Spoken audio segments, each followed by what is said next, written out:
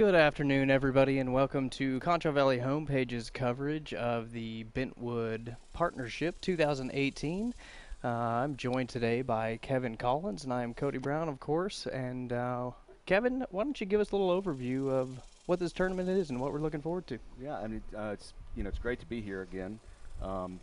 Certainly, this is our premier event at Bentwood, and we're just excited that it's going on. It's just a situation where we do and set this thing up all throughout the year, and it's a year-long process, getting sponsors, getting our committee together, and it's our premier golf event for the entire year. So we're excited that we're just getting started today, and so even though it's a little bit warm outside, we've got extra water stations and stuff out for the players, but this is Bentwood's premier event. And looking at the drone footage coming down the hole we're working on today, this is number 18, which is the finishing hole here, and shows you the viewers a little bit of kind of what these golfers are going to be working towards. Basically, this hole plays a little bit from right to left, and coming off the tee box, the best place to be is right there in the rise, and you'll have about an 8-iron coming into the green. So it's a good finish.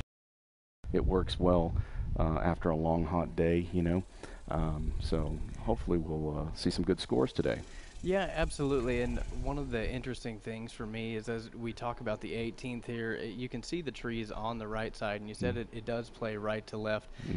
One of the things I think that people notice a lot is when you end up in those trees on the right side, it's usually not the worst place you can be if you miss the fairway. Yeah, it kind of depends, and sometimes it's a little better to be short and to the right, because you'll have a clear shot coming in. Some of the bigger hitters sometimes get themselves in trouble because they hit it a little too far. Right. But in reality, yeah, getting off to the right is not a terrible thing. Another thing about the Bentwood course is there's little things about it that people that if you don't play the course a lot don't recognize, but most of our tee boxes will actually kind of point you a little bit right or left, and if you're not paying attention, a lot of times you will play that tendency, and so it's important to recognize that when you're playing the course, and 18 is one of those. You'll see a lot of players playing to the right because it kind of points you that direction. Gotcha. And what are our greens like today? Can we expect some pretty fast greens out there? Yeah, we've been watering the course, for the last month quite a bit, and just so people know, Bentwood is all on well water or water rights water. We aren't using any city water to use our course. But one of the things we like to do is really get it nice and wet for a few weeks right before, and then we start to dry it up. And so these greens are going to be running about a 12 and a half stimp meter. And what that means is you hold a ball a foot above the ground. When you drop it, it's going to roll 12 inches. So it's very fast. And we're kind of known in this tournament for having very true, fast greens. And so we start preparing for the event about a month out to super healthy. And you said this was your premier event for Bentwood Country Club out here. Approximately how many players do you think we can see in this tournament? We'll have 206 players in the tournament this weekend, playing in 9 different flights. There's $27,000 worth of prize money that's given out. And, just to give you a little history, Bentwood's been around since 1978. And I believe they had their inaugural partnership in '79. Okay. Possibly 1980. But this has been going on for over 30 years. And it started out as somewhat of a member guest for the men to get a partner from outside the club to showcase the facility and that sort of stuff. But it kind of morphed its way into, you don't have to have a non-member to play with you, but we do welcome that.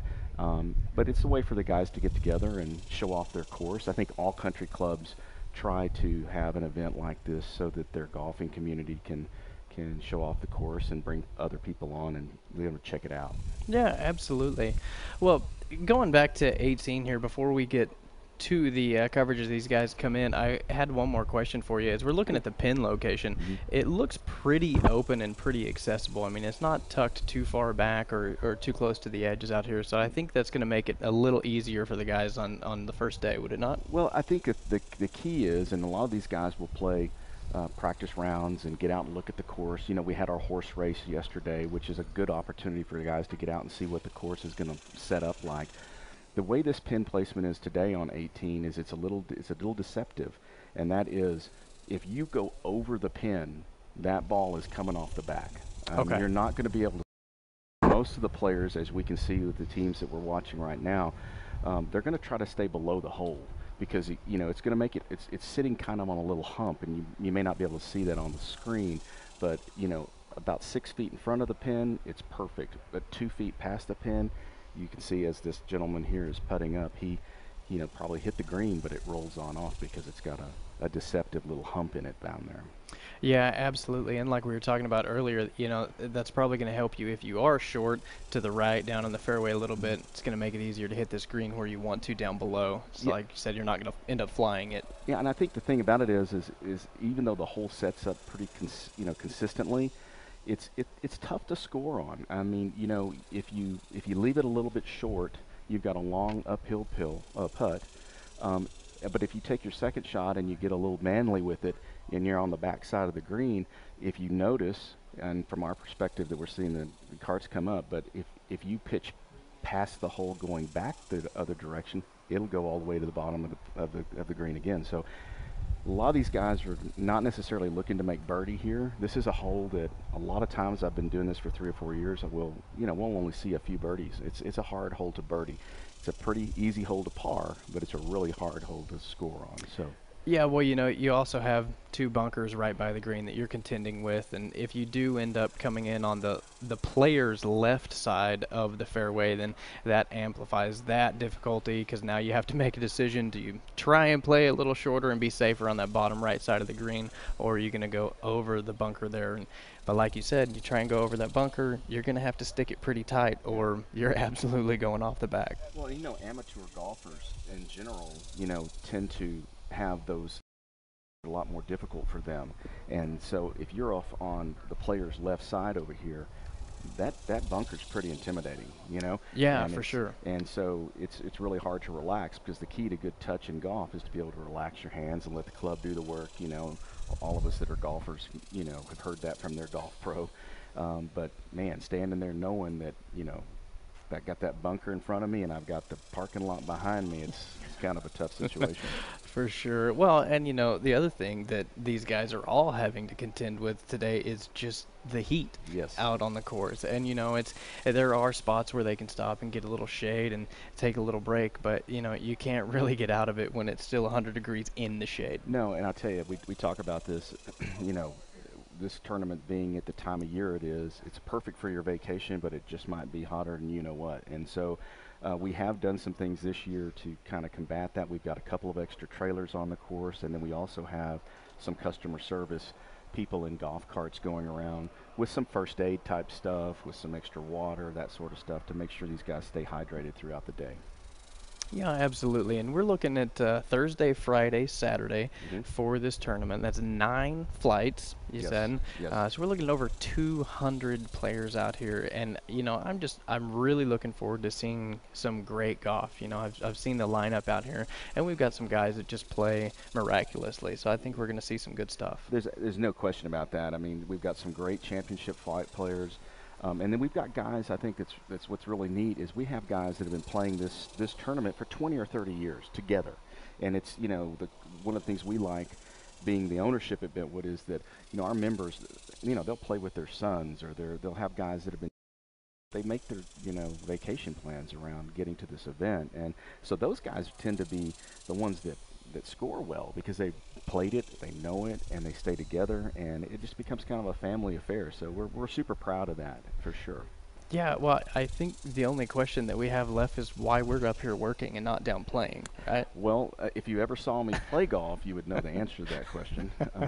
I know a lot about it, but I don't do it that well. I've seen you on the tennis court, though, so I think that more than makes up for it. Yeah, the yellow ball is a little easier for me than the white one. So, but absolutely. Looking forward to a really fun weekend. We've got a bunch of groups coming in quick, which is good to see that our pace of play is moving. But it's a 3-day event, and we've made a couple of changes over the last few years. Ending on Saturday night with a big presentation to our winners is something we've changed in the last couple of years, and it's been really, really well received by the players, because now you know, you have your good time on Saturday after you win, or you have your good time on Saturday after you lose. And then you have all day Sunday to kind of recover and get back to town. We do have a lot of players that come in from outside of San Angelo, and it gives them a full day to get back on a routine. Well, let me ask you this. I don't think this is something we've talked about yet.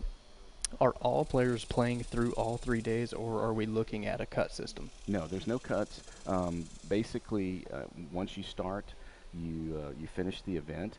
And what's great about golf tournaments is there's so many other opportunities to score, make money, do that sort of stuff. So we start out on Wednesday with the horse race, which is an opportunity. Guys that win the horse race can win cash and win prizes. Have our first round here today, and then tonight we'll have a player party, and we'll do a player purchase opportunity so teams can purchase themselves. And then of course you have the opportunity to win the event itself. So there's stuff going on all the day long. There's day money, there's all kinds of opportunities. So it's really groovy because golfers get a lot of opportunities. Even if you have one bad day, you still have an opportunity to score and or make some money.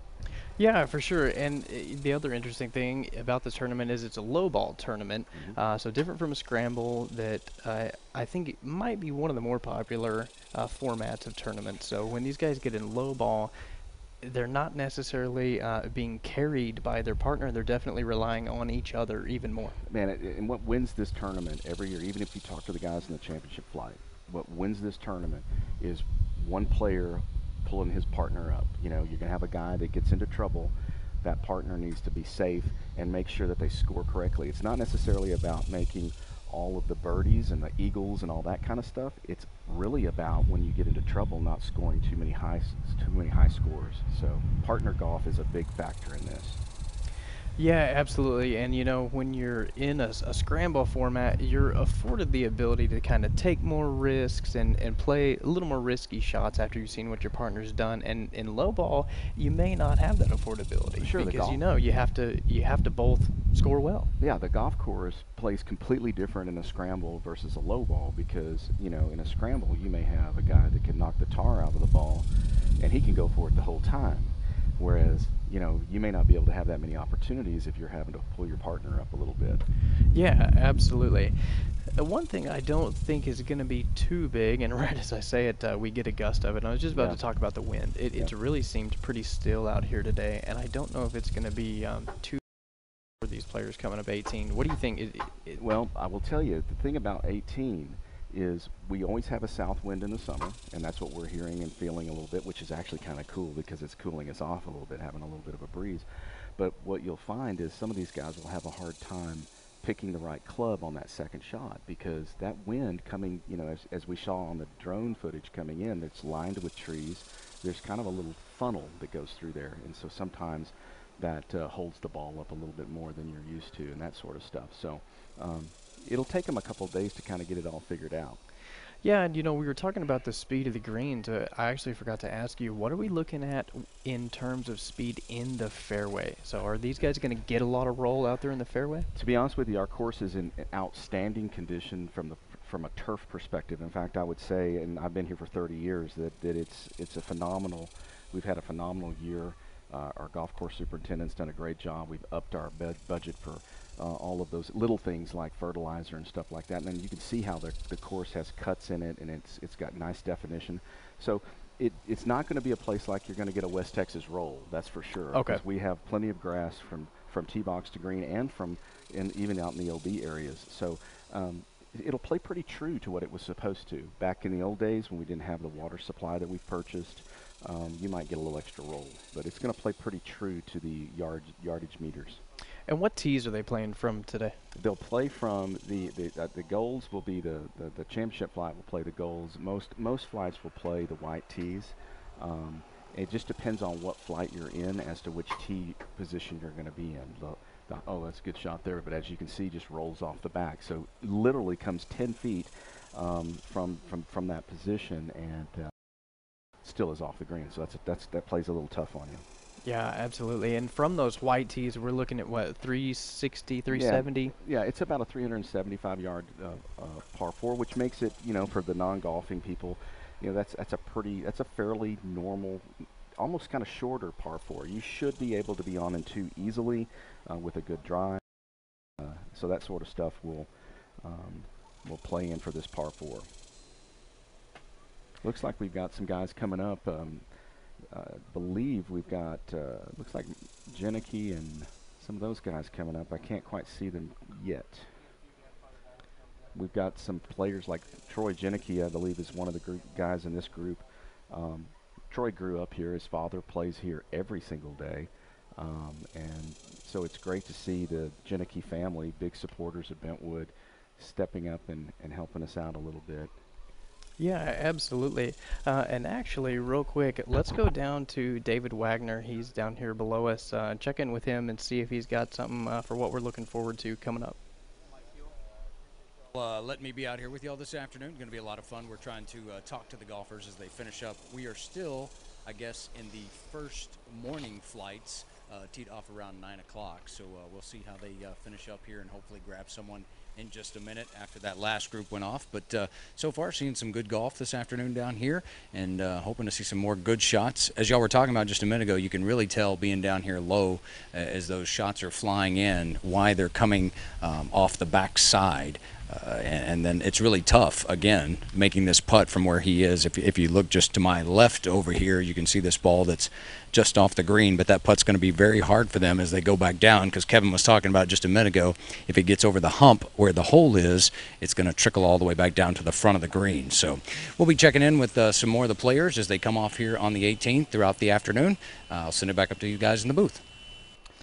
Thank you, David. Yeah, I mean, it's pretty crazy. You can put a shot pretty close, and like Kevin was saying earlier, you can end up 3-4 feet off the back of the green very easily, as we just saw. Well, and it makes for a really tough, if you're having a little trouble scoring and you're on number 18 and you've just been beat up by the weather and the heat, and to hit such a good shot that hits so close but still have a little golf left, I think is tough on these guys. And that's where I think you'll find some of the guys that play here on a regular basis will definitely have an advantage, because they know that coming into 18. They know that you want to be a little below the hole. They may even down the club a little bit just to make sure that they don't go over, because when you go over, coming back is definitely difficult. Yeah, and I tell you, one of the other things that we've noticed out here watching guys come up 18 on this green, it doesn't look like there's a ton of break out there, but I tell you what, watching some of these putts, it's deceptive, like you said. It really is, and I think that when we get to the point where these guys are up within 3 or 4 feet, it becomes a little bit of a knee knocker situation, because there is a little bit of a movement situation even 4 feet in, so it's tough. That's a good pitch right there, almost 5. There's that 12.5 on the stimp meter, though. If you notice, that ball was almost stopped when it got to the hole, but then it drifted almost 5 or 6 feet past once it got past the hole. Yeah, that's a great example of what you were talking about, because that looked like a fantastic touch that he had to roll that ball right up there close, and as it gets right to the hole, you think it's going to die, and then it just keeps going. Yeah, if it hits the hole, it goes in. Right. Quite frankly, if he hits the center of the hole, that ball goes in. Unfortunately, since he missed it 1 inch to the right, it's going to fade on down 5 or 6 feet. Looks like they're getting set up to take their next putt here. Yeah, that's an interesting thing about golf too, is, and for those that don't watch on a regular basis, in golf, if you're the farthest guy away from the hole, then you're the guy that gets to go first. And so these guys will step back and let this guy step back, and it looks like that's Charles Hartschke actually putting. Charles is a local guy, OB-GYN doctor here. He lives here at Bentwood, plays every year, is one of our better playing members, and so he probably knows where he's at right here. This is actually a really good place to be, because this is probably a pretty straight putt, because he's right on the edge of the hump. He pulls it a little bit to the right there, left, depending on who you're looking up. Charles Hartschke's playing with Charlie Odom, and they're playing with R.T. Mackey and Brandon Dormus. But all of those guys, all 4 of these guys play this tournament every year. And I don't know if the viewers out there caught the Texas duel, the first or second qualifier, but I tell you what, Mackey and Dormis came out and just had an amazing round. Right. So yeah, these guys know the course, and they've actually just played it recently.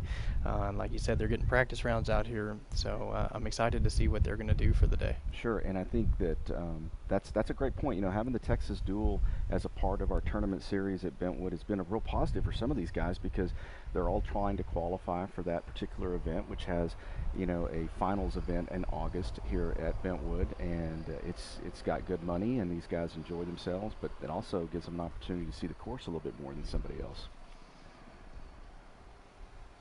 Lining up this putt here.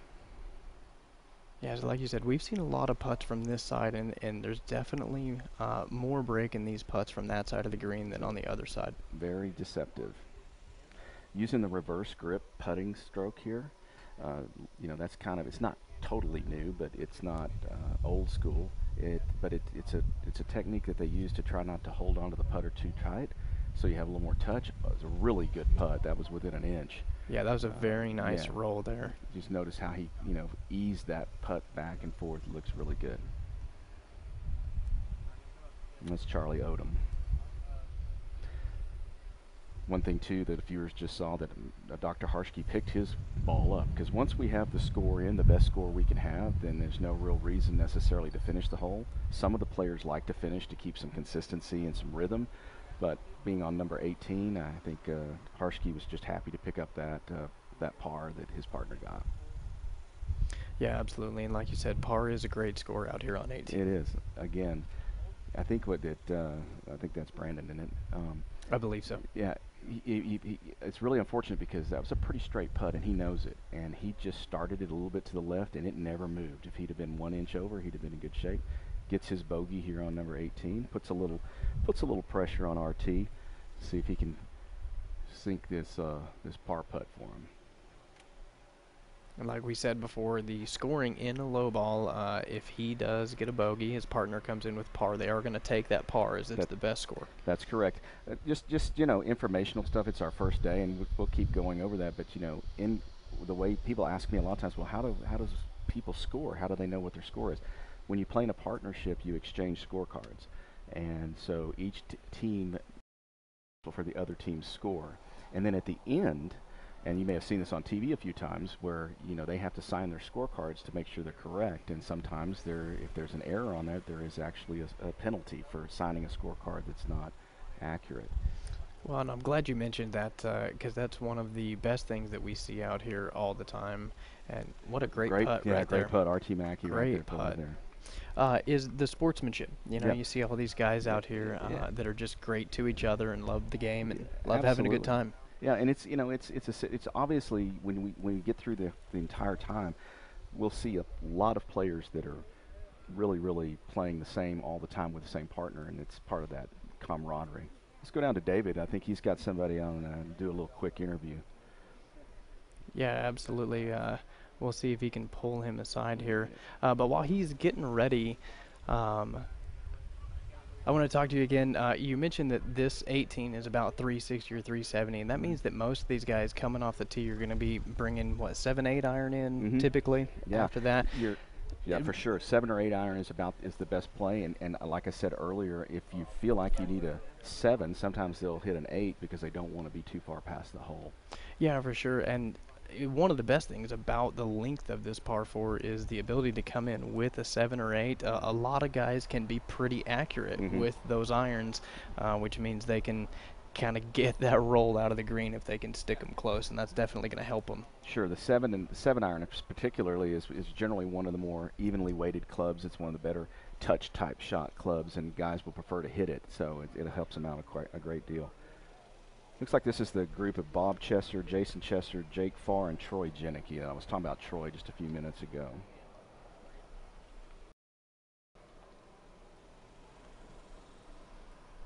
All right, well, it looks like David is ready down there, so let's toss it down to him. Yeah, thanks, guys. I've got Brandon Dormis here. You and RT Mackey just finishing up your round from this morning. Y'all teed off, what, about 9 o'clock this morning? Yes, sir. And so how did the round go today for you? It looked like it was a little struggle here on 18. Well, we finished with a par, but saved us, finished us 1 under, so it was a little rough on the front 9, but we brought it back. So what are you looking for tomorrow? Another 3 or 4 under, keep us in it. So hopefully, depends on what the pin locations today were a little tough. So All the way around the course? yes, sir. All right, so hopefully we'll see some easier pin locations for y'all tomorrow, and maybe not as hot. I don't think we have a chance for that. Yeah, it's not going to be. So locations may be just as bad tomorrow as well. But Brandon, thank you for taking the time with us today. Thanks, sir. All right, back to you guys. Yeah, you know, and he was talking about the pin locations throughout the course. Are they going to get more difficult as we go on? You know, in general, yes. Now, what is an interesting thing is we can't see it from here, but the pin locations for the entire tournament are marked on the green. So as these players play throughout their rounds, they'll see where the next pin locations are going to be. And in general, at Bentwood, there are several holes that the pin locations can make a big difference, simply because there's, you know, a lot of undulation. So I don't foresee it getting easier. I think these guys, though, will get more used to the condition, and hopefully the putts will fall for them. Who are we looking at down Looks like here in we've the got fairway? Jake Farr coming in here. I tell you what, that was a great drive. Yeah, he was in the perfect spot, and he's not in a bad spot now. We don't have the camera on it yet, but he's just a right or his left, so he'll have a pretty straight shot. He's in that first cut of the green, which is not as difficult as you might think. Looks like Janicki coming in here. And as we were talking about, he is on the right over there in the trees, but he's got a nice opening. Yeah. Actually, correction, that was Jason Chester in there. Jason kind of pushed that thing through. Maybe he had a little bit more of a tree problem than we can see from our perspective. I was because just about to say. Yeah, he looked like he punched it through as opposed to going over. So he may have had something that we couldn't see. You know, Bob and Jason Chester have been playing Bentwood Partnership, you know, forever. They've been member here forever. Jason grew up. It's a father-son duo, and they do this every single year. And we just really appreciate them being involved and staying with us at Bentwood and making it a family tradition to play our tournament. Yeah, absolutely. And I mean, I tell you what, one of my favorite pastimes ever is going out and playing a round of golf with my dad. And, you know, when you can come out here and playing just fantastic tournaments like this and everything you guys do out here at Bentwood, you're so accommodating to the players. And it's just a great time to come out and have with family, you know? I agree, and I appreciate that. I tell you, one of our biggest goals at Bentwood is to make things events. I mean, it is a tournament, but it's also an event. I mean, we have all kinds of things going on throughout the entire estates. I mean, people have their own barbecues around this. They come in gallery with the players. This evening we have a wine and sip, a painting and sip deal for the ladies where they can come out and sip a little wine and paint while the gentlemen are talking around how they played, you know. I mean, nothing worse for the wife than to have to sit around and listen to their husband tell lies about his golf game. So we've kind of created that. Another thing that's really kind of interesting is we do here during the event so that people that have children that are interested in, you know, don't have babysitting services, they have an opportunity to drop their kids here at our pool. We've got a great fitness center, a great all-sport court, and we have actually staff members that help to take care of those kids. So when you come to Bentwood for an event, we take care of everything. We've got your child care opportunity. We've got an opportunity for the wife to get away from the husband. And then, of course, we've got the great camaraderie on the golf in general for the players. So we're really proud of it. It is, like I said earlier, our entire community just really gets up for this particular event. Yeah, and absolutely. It's exactly that, what you were talking about. It is an event. You know, it's 3 full days of an escape, really. Sure. You know, it takes you out of that daily grind, lets you get away from all of that and have a good time in all those ways. Yeah, and it's, like I said, there's going to be, there'll be after parties, before parties, and all kinds of enjoyment for people. And, you know, I always like to make sure that people recognize this is Troy Janicki actually coming up. This is an interesting spot to be in. Troy plays this course every day, basically, or when he plays. He's going to pitch this thing and let it roll and see if he can make it run up to the pin a little bit. He doesn't want to be past the pin. If he gets past the pin, it's going to roll on back. So we'll see. He's got a little punch and run going there, playing up the top of the hill. Probably not exactly what he wanted, but he's got a nice little straight putt to finish up with. So played it correctly, just didn't get quite quite far enough up a hill.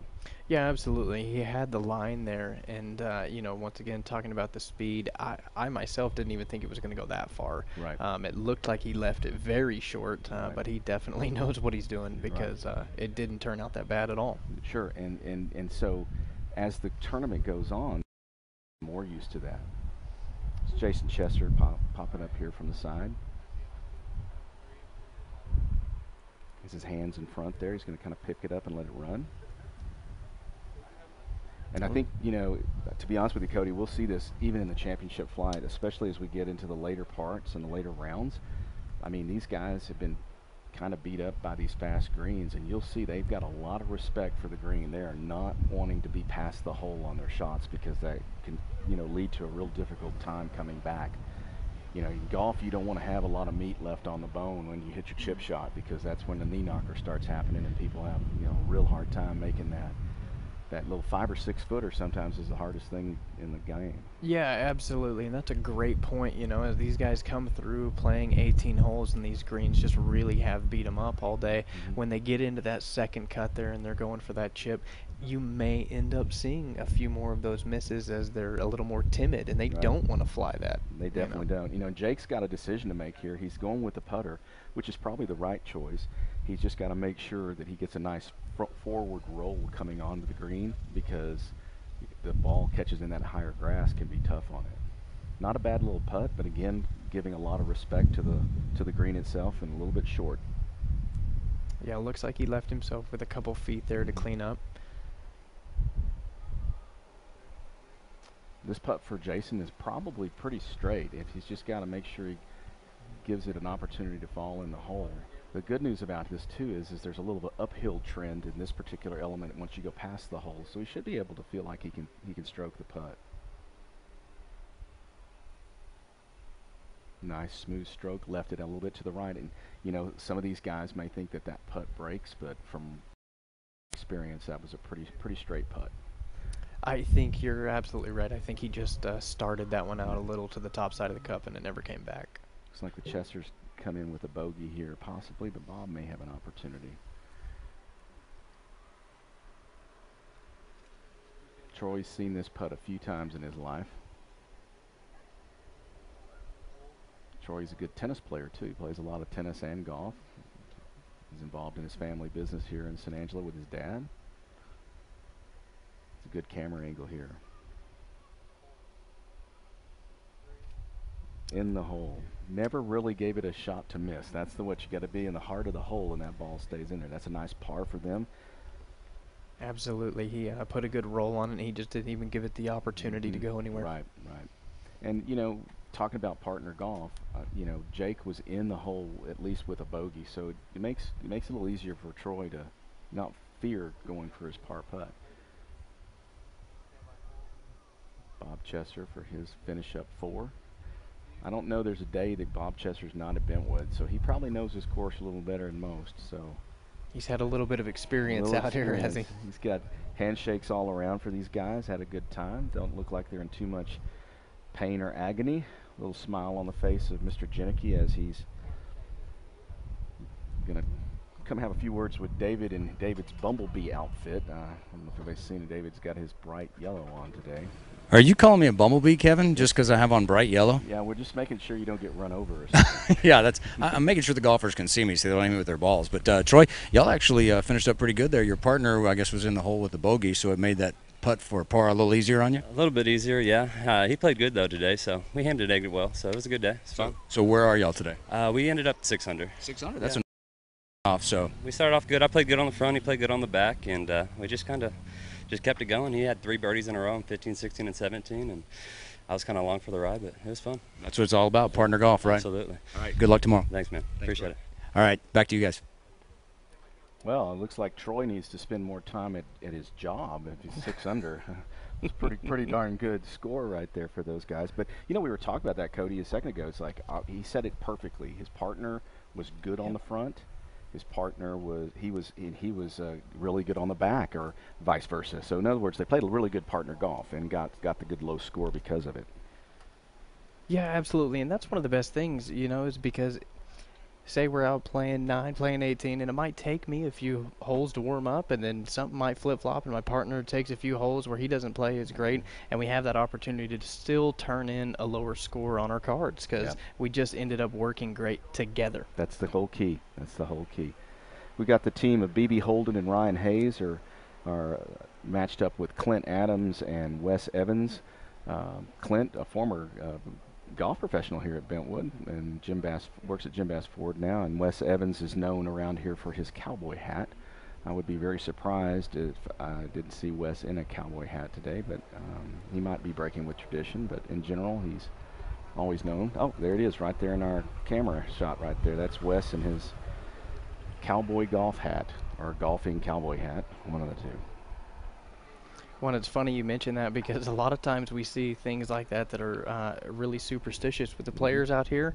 And I tell you what, whether you believe in it or not, sometimes you can take them away and watch some crazy things happen. So there may be more power in it than we know. Yep, for sure. Clint made a really nice shot in here, played the hole just about right. He's got about 15 feet for his birdie up out here at Bentwood, so he knows the course. Now, both you guys were talking about those hats. We haven't seen P.K. Kelly or Perry Kernut yet, but Kevin knows. Yeah, well, you know, hopefully we don't have to see those guys, especially Perry Kernut. I mean, you know, he'll be a tough interview for you. Oh, they're on the afternoon flight. They're coming up here in a little while. Well, they're in the low flight. They're in like flight number 8, something like that. So we got BB and Ryan look like he's lining up here. It's a perfect little drive there too. Now there is a little bit of hair on that mound, so that there's a little more grass right up on that mound, but shouldn't play too much of a. Shouldn't mess with him too much coming in. I don't know if you can get a better look at it than what he's got. Yeah, he's right at it. Nice smooth stroke that there. Looks pretty good, and we'll see where that ends up. Oh, a little bit long. Again, as we talked about, that on a lot of places that wouldn't have been a bad shot. He was a little heavy though, and so he's going to pay the price of having to make that chip shot coming back up. Yeah, and that's definitely not an easy shot from behind the green over here. Well, it's just a little bit difficult because you know if you go past the hole, you're all the way down at the front again. So it takes a lot of, you know, you have to be calm and relaxed and let the club do the work. And most of these guys are amateurs, and it's just not something that comes naturally to them. So it makes it tough.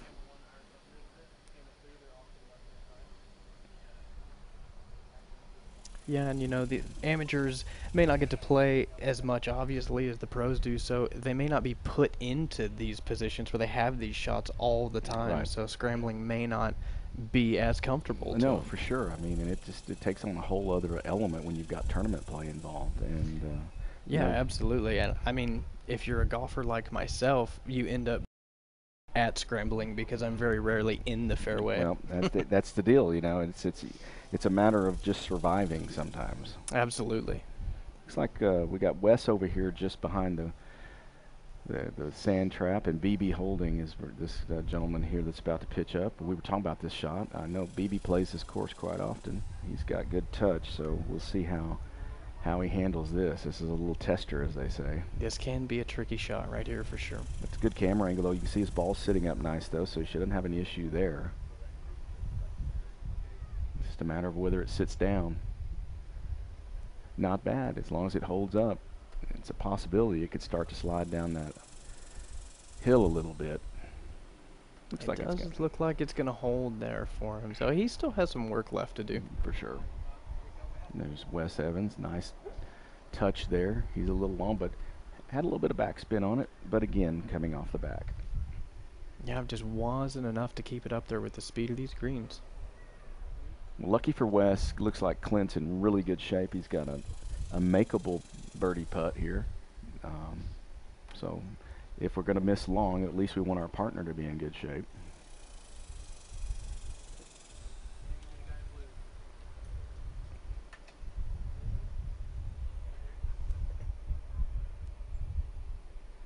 There's Clint giving us the nice, I don't know what he's doing. I think he needs a hat. Well, we can just hope that he definitely brought his sunscreen with him today. I hope he's got sunscreen on. His head might just peel off. Looks like they're having a good time. Well, it's like you said, I definitely saw one of your guys out there earlier driving around with some sunscreen for Yeah. people. So We do. We have 2 carts running with sunscreen, ibuprofen, and everything else that might ail you. Ryan Hayes coming up. Now that's going to be a fairly straight putt coming back, but he's still got some chicken on the bone. yeah, he had a nice touch there and pretty good roll out of it. I think he just started it a little too far left.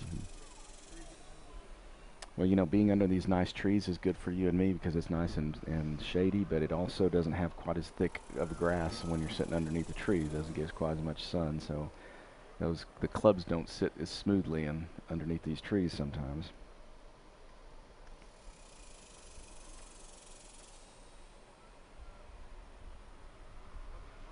Our next group coming up has got Danny Simmons, Mark Vega, Craig Ellwanger, and Jamin Burke, all veterans of Bentwood Partnership.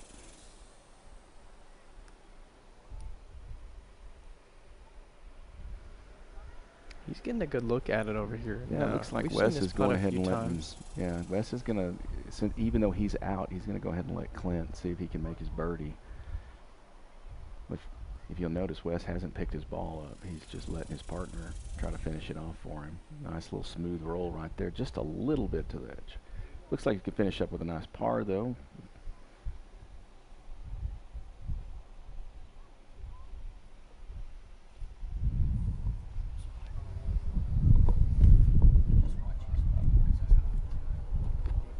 Looks like BB's getting ready to clean his ball off and see if he can make a little putt here.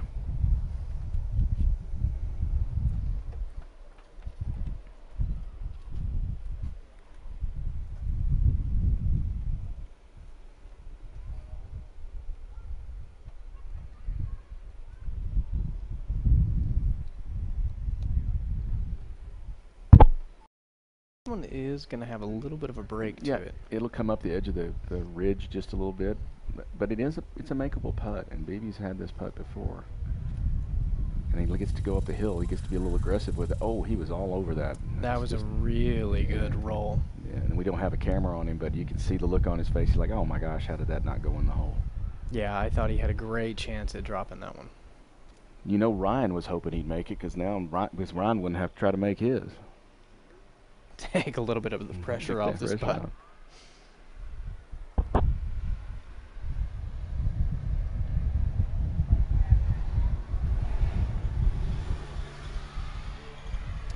You'll see the Polarises and stuff go by here where Bentwood staff is just busts their tail. I'm not kidding. They get here at 5:30 or 6 in the morning, and they're here all day until the wee hours of the night. And it's just great teamwork we've got out here to try to keep the ice in the trailers and the water flowing and all that for these players. Ryan Hayes for his par left it a little short. I think, unfortunately, that's a tail we're going to see quite often throughout the tournament. Looks like they all had a really good time, though, and these guys know each other. They play together quite a bit, so I'm sure it was an enjoyable social afternoon. Well, it's like you said, you know, it's not unfortunate for us to see those misses like that when you played on these greens all day long, and you just get kind of timid. So, you know, it's hard to put a good roll on it sometimes. Well, and you know, definitely how it's been falling throughout the event is a big factor too. You know, it's a situation where, you know, if they've been lucky on a few, then they're a little more aggressive. But if they've been getting beat up by them, then maybe it's a little harder to make them. Yep, that's very true. Danny Simmons, Mark Vega, Gail Wanger, and Jamin Burke, all Bentwood members. They're all coming in. That's a picture of Mark Vega in the blue there. Mark plays golf about 9 days a week. I see him almost every day, it seems like. He just wants to be prepared for the partnership. Yes, he's prepares. Even when it's 30 degrees in January, you'll see Mark out here playing golf. He's truly committed to the game. It's a year-long preparation. It is. He's playing with Danny Simmons. Danny's an interesting character here from Bentwood. He is a retired sheriff who actually went and spent about 3 or 4 years in Iraq training police officers. So he's got an interesting story to tell. Looks like Dave's got an interesting story to tell over there with Wes and Clint. See what's going on. Yeah, I got Wes and Clint over here, and they look like sheep in the middle of the pasture. They found a tree and found some shade, right, Wes? Amen to that, brother. Amen. Has it been hot out there today? Mucho caliente. We're speaking Spanish now. Just we got closed captioning in Spanish, hopefully, so that we'll be able to get all this on the web. So talk about y'all's round, Wes. It was tough today? It was tough. It was. We moved along pretty fast. Clint played really good today. So. Well, Clint? Good too. He played good as well. We just missed a buttload of putts. It happens. It happens on a day like that. So what do y'all expect out of tomorrow? About 59. About 59. All right. You hold them to that, guys. All right, 59 tomorrow. They're going to get some cold beverages now in the shade over here and hopefully not get hit by any stray balls. So we don't know who's coming up behind them here. We'll see how it plays out. Thanks, guys. Okay, appreciate it. Well, like we said before, I think they're safe over there by David. He's got his caution yellow on, so I don't think anybody's going to get anything close to him. Yeah.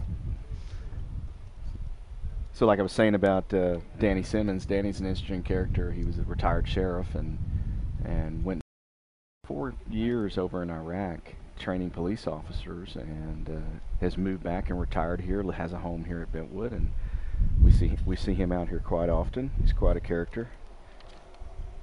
These 4 guys probably know more about this course than almost anybody. The interesting thing is none of them are in the fairway, so that might be a testament to the day they're having today. Like Mark, if that's Mark's tee shot, that's about the biggest one we've seen today. It's pretty sweet. So let's see if he can capitalize on that.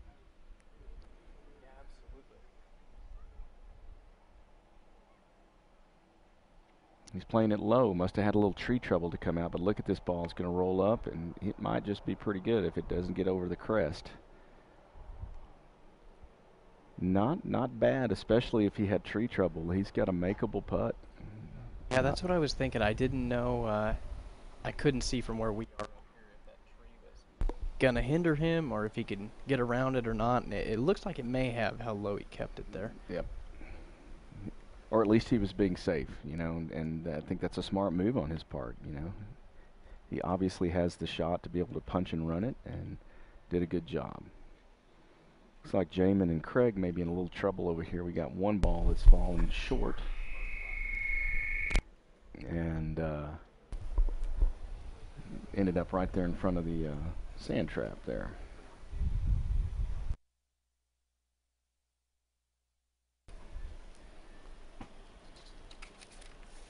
You know, there's a lot of people that help out with this this whole event, including you guys. KLST, KSAN did a great job of helping us. This is the 3rd, 4th, 5th, 6th, I don't know, 50th year. I don't know how many years we've been doing it, but we really appreciate you guys coming. How many people come up to us and talk about, hey, we watched it on the live stream, and there's a lot of folks that keep up with their friends, and also a lot of people that just watch it in general. Kevin, you shouldn't date us when you say 50 years we've been doing this, because you and I think have done it almost every year. So you're making us sound really old. But yeah, I'm feeling kind of old. You're looking kind of old. Yeah, it's all the gray hair, but you know, I have a newborn too. There you go. Yes, sir. I was about to say, how are you standing up right now? A little sleep deprived? Yeah, sleep deprivation, but it's just hysteria now, so straight into it. It's all good. Well, like I said, there's a lot of folks that really help out the event, and you know, we've got Concho Bail Bonds, Suddenlink, Ameripride, Dreamscapes, the Chevrolet folks, Michelob Ultra, big-time sponsors that help out. As you drive up into the club, you'll see we've got banners out from Mitchell Buick, Pinnacle Spraying, Advanced Eye Care. Just a lot of folks that get together to help make this event something truly special, and we appreciate them. Not a particularly bad shot from there. Danny was stuck kind of close to the edge of the trap there, but still was able to keep the ball on the green. And Cody, I don't think you and I know David couldn't keep that ball on the green out of the sand trap like that. So that's a pretty good shot considering he was in some trouble.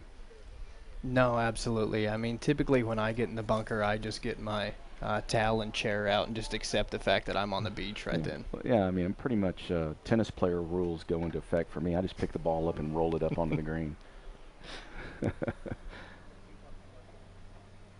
Both these teams had a little bit of issue with some sand on this hole, and so that makes it hard to make your pars when you've got a 20-footer, 30-footer for par. Yeah, absolutely. And, you know, when you don't have these putts often. It's just so difficult to judge that speed.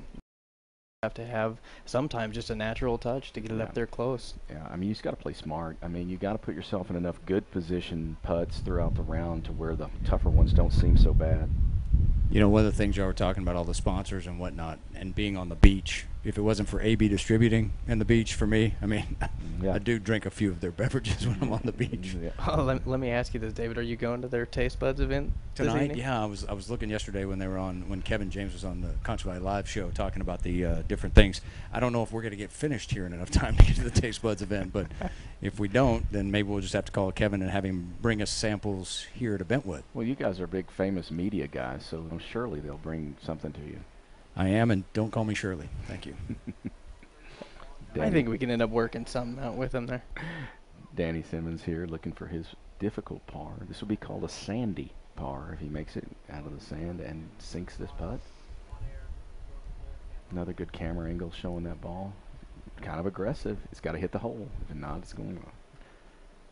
You know, he's going to end up going past there and leaving himself a few feet to come back, but it looked like such a good roll, and he definitely gave himself a chance at it.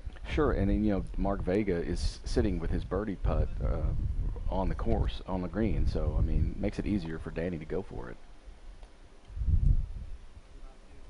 And again, not a bad touch there, just came up a little short.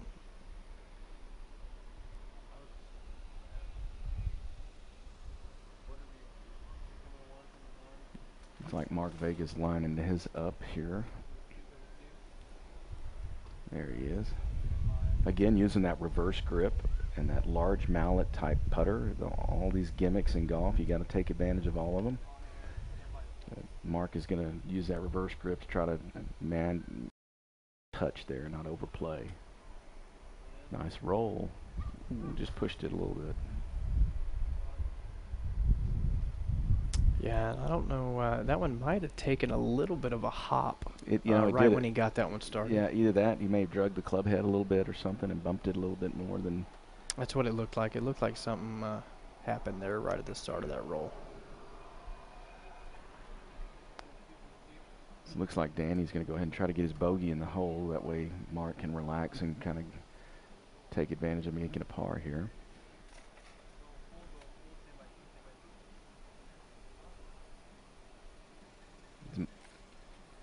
Don't want to jinx Mark on this, but I've seen him play a lot. This is pretty much an automatic situation for him, so hopefully he can not, I don't jinx him on this one. Nice ritual there, keeping his hands relaxed and on the hole for a par. Good looking roll right there. Let me ask you something for the viewers out there. A lot of the tournaments that these guys are able to play in, they're allowed to buy mulligans. Is this something they can do in the partnership? No, you don't get any mullies in this particular event. But you know, it's a pretty much a straight tournament. We do play the ball down a lot of times in West Texas because of the conditions. You get an opportunity to touch your ball a little bit in the fairway, but we don't allow that in this tournament since our turf is in such great condition. It's really not necessary. If you're in trouble, then you're in trouble. But sometimes in West Texas on some of these courses, based on water and things, you know, they allow people to touch the ball in the fairway, but not in this particular event. Well, Kevin, I tell you what, before we have this next group come up 18, why don't we take a little bit of a break, and we will be back here shortly. Concho Bell Bonds, we have an honest, friendly, and professional staff with over 40 years of experience. And that if you or a loved one needs our help, you want fast and efficient service that you can trust. That's why at Concho Bell Bonds, we are here for you 24 hours a day, 7 days a week, 365 days a year, with easy payment plans, and we accept all major credit cards. Y habla español. At Concho Bell Bonds, it is better to know us and not need us than to need us and not know us. We know Texas weather is different from the rest. That's why you should trust the KSAN-Concho Valley Storm Team. We were born and raised in the great state of Texas. And that makes us better prepared to keep you ahead of the storm. Whether it's winter weather, severe storms, or extreme heat.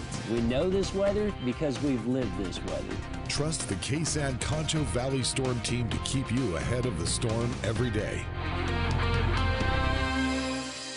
My father passed his truck down to me. That's the same thing I want to do with you. It's an emotional thing to watch your child grow up, and especially get behind the wheel. I want to keep, stacking up the memories and the miles and the years. He's going to get mine, but I'm going to get a new one. When it's time for your old Chevy truck to become their new Chevy truck, there's Truck Month. Get 18% of MSRP cash back on all Silverado 1500 Crew Cab LT Texas Edition pickups. That's $9,000 on this Silverado. Plus, during Truck Month, make no monthly payments for 90 days.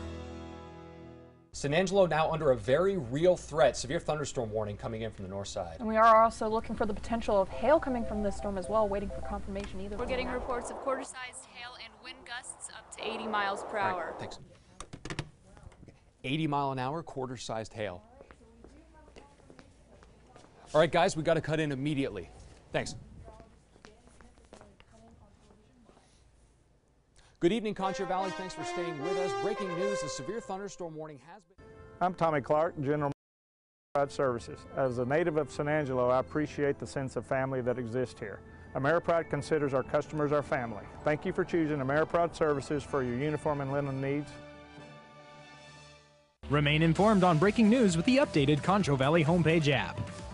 Now containing severe weather alerts, push notifications, extended weather forecasts, and more. Download the Concho Valley Homepage mobile app today. Available on iPhone, iPad, and Android. Cake's here. Oh. You know what doesn't make sense? What we're paying for just satellite TV, I think we could be getting TV and internet from Suddenlink for less. It's just not right. Can I see my cake, please? Switch to Suddenlink and get TV and internet for less. It just makes sense. Call 877-733-1324. It's hard work and sacrifice and never even thinking twice, and it's waving at people you don't know. Cause that's how we're born and how we're raised. The Concho Valley is our place. It's cheering for the blue and the gold. Local is your neighbors, local is your friends, local is a place you've always been. Then I love the way KSAN's local every day. Welcome to Dreamscapes, the Concho Valley's premier outdoor living design center. Choose from a variety of custom outdoor fire pits, pergolas, and other outdoor accessories to help complement your outdoor style. We sit down with you to help design your dream outdoor living space. We offer a wide variety of grills to choose from, including pellet grills, gas, charcoal, and ceramic, along with all the extra amenities to complement that new grill. Visit us today so we can get started on bringing your outdoor living space to reality. Right here at Dreamscapes, located 2 South Chad. There's the storm. There's the warning. It covers Paint Rock. It covers areas north of Eden. Exactly on the 1-year anniversary. I don't know what the odds are on that. We'll do the calculations later. Power going out again. I don't even know what count that is. Maybe 12 or 13. Now 14. 14. Okay.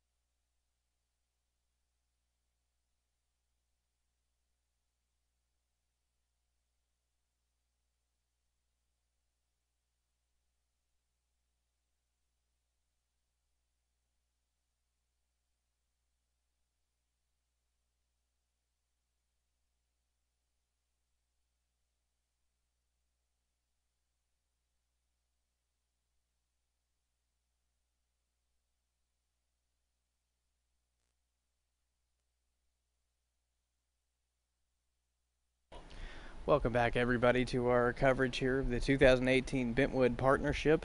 We're actually going to go down and talk to David Wagner right now. He's going to walk the green here, and we're going to ask him a few questions and see what he can help us out with. David, are you down there? Yeah, you know, Cody, as we've talked about, as all these morning groups have come through, I know we have, I think, one more group that's lagging a little bit behind. We're going to get the afternoon group, but while we have this lull here, we can talk about some of the shots. We've seen so many of the balls back here where I am right now on the back side of this green as they're playing long with our pin placement where it is today as we walk this way over here. It's really tough, and y'all have talked about this a ton of times, because if you're up here on this side trying to come back down the green, there's such a hump right here, because that's right where the pin placement is, right in the middle of the green today. So once you hit this area, if you get on this side of it trying to play back from where I was just standing, you more than likely you're going to roll down, because you're not going to stop it right there. Yeah, and as the afternoon goes on and it gets even a little drier, it'll be even to stop the ball, because obviously once the course starts, or once the tournament starts for the day, we don't water the course anymore, so you'll see it even happen more often. Yeah, you can tell right now. I mean, with the temperatures we're seeing today, Kevin, I mean, it's 100 plus already out here, and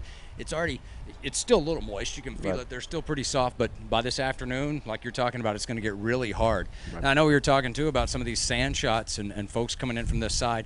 It's always tough, especially then when you get way over here and you're coming out of the sand to that green when it's hard like that, because you come out of the sand, you blast it out of there, and when it hits so hard, it's going to spin and roll the other side, and then it just makes it difficult for you all the way. Yep.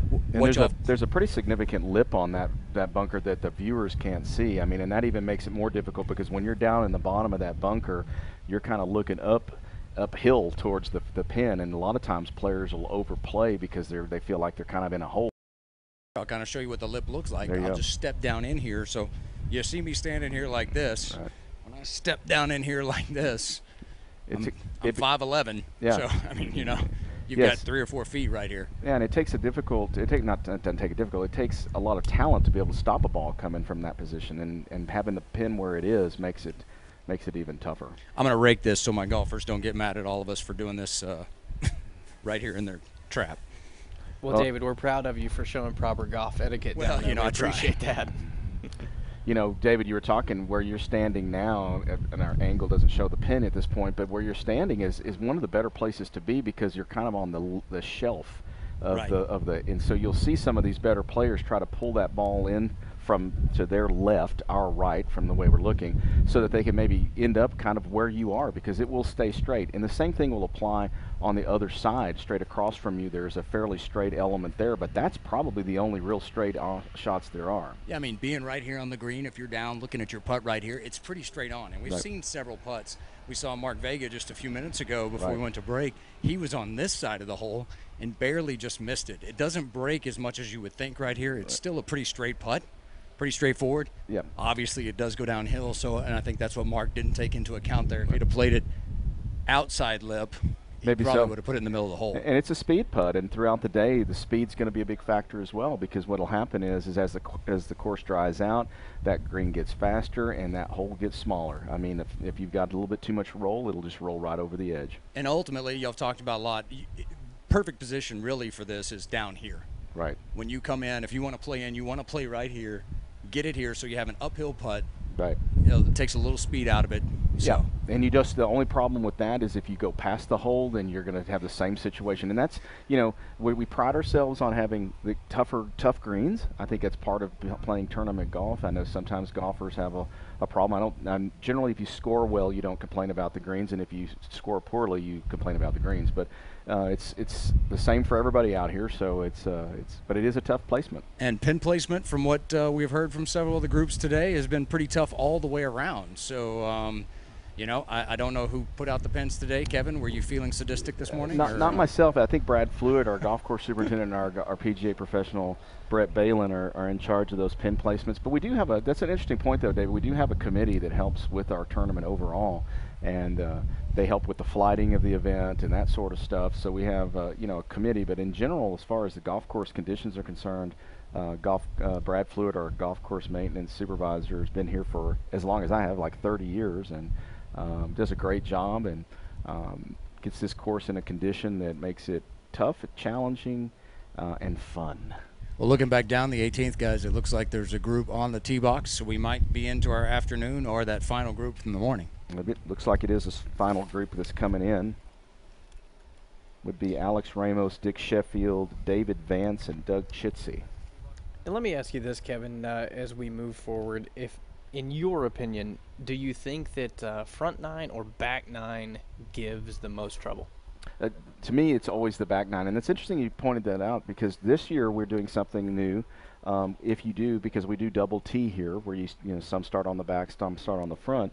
We've actually made our starting hole on the back nine the number 11 hole, which is a long par 5. It's a little easier hole to get started on. Our number 10 is a shorter par 4, but it has trouble on both sides from a pond and from the street, and it's just a tough hole to start on. You know, if it's early in the morning and you've had an evening out with David Wagner, you may not be as sharp on that first hole. So, you know, that number 11 was another starting hole. So to answer your original question, the back nine to me is much more difficult.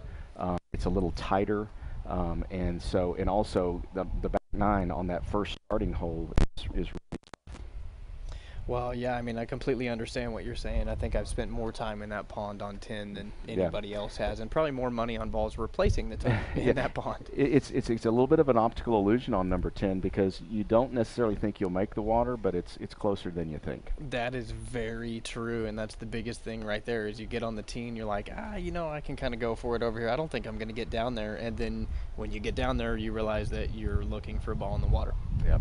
Oh, tee shot there. Doesn't look too good there. I pulled it a little bit to the left. Again, I think this is our final morning group that's coming in. You got Doug Chitsey, Dick Sheffield, David Vance, and Alex Ramos. Dick and Doug for sure play a lot of golf out here. Dick Sheffield is one of those guys that practices a lot, and generally he wins a lot of tournaments and does really well, and I think it's because he practices.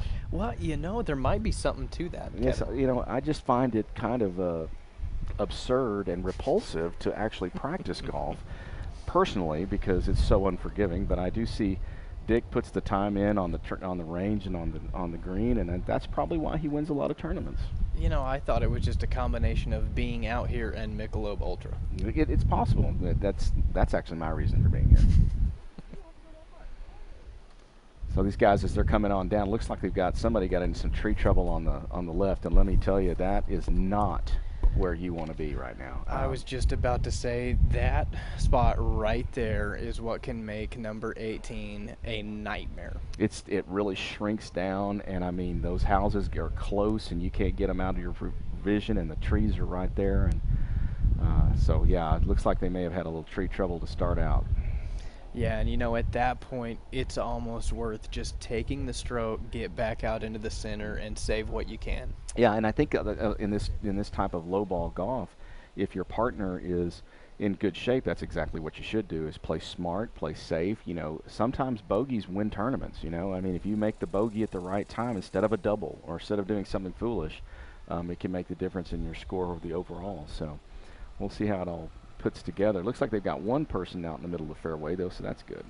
Yeah, I was about to say, I'm not sure who it is out there, but one of them is definitely going to have a good look at it from there.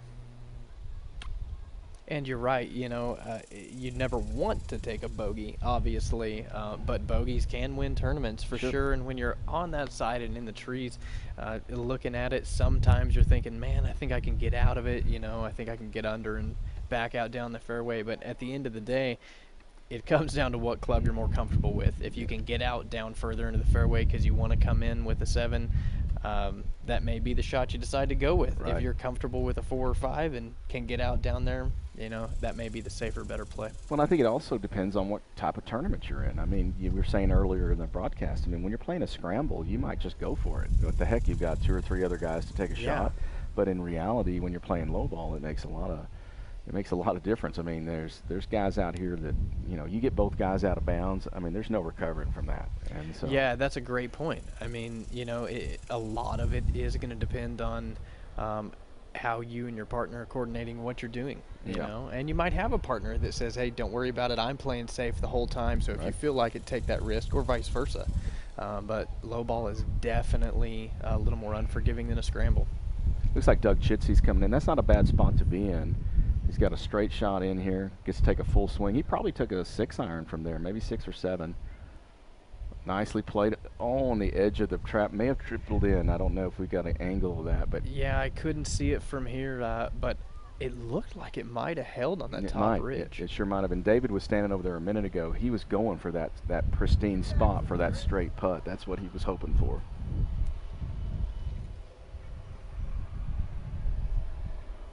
Looks like Dick Sheffield's in the pink shirt there. And Alex Ramos here is his partner. He's coming from the tree side. He's hitting 3 here, so this is kind of important. He probably got a full swing at that one, though. That's far enough back. Yes, he did. Makes it on the green. Probably is pretty happy with that considering where he's been. Yeah, I tell you what, when you're that far left over there by the fences and you can get it up here, almost pin high actually, and in that first cut, yeah, you know, that's a shot that's going to give you at least a shot at it.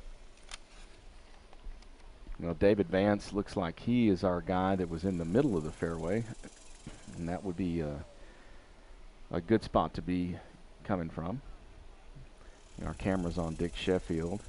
Dick's got his rangefinder. That's a great shot right there. I mean, nowadays with all the technology that's out there, these guys literally can see exactly where the pin is. All of the golf flags have a little crystal element on the top of them that will catch on with these GPS finders, and so these guys can to the inch know where the pin is. And I was talking about how Dick is a practicer. He pays a lot of attention to the course and the conditions, and he's got every gadget necessary.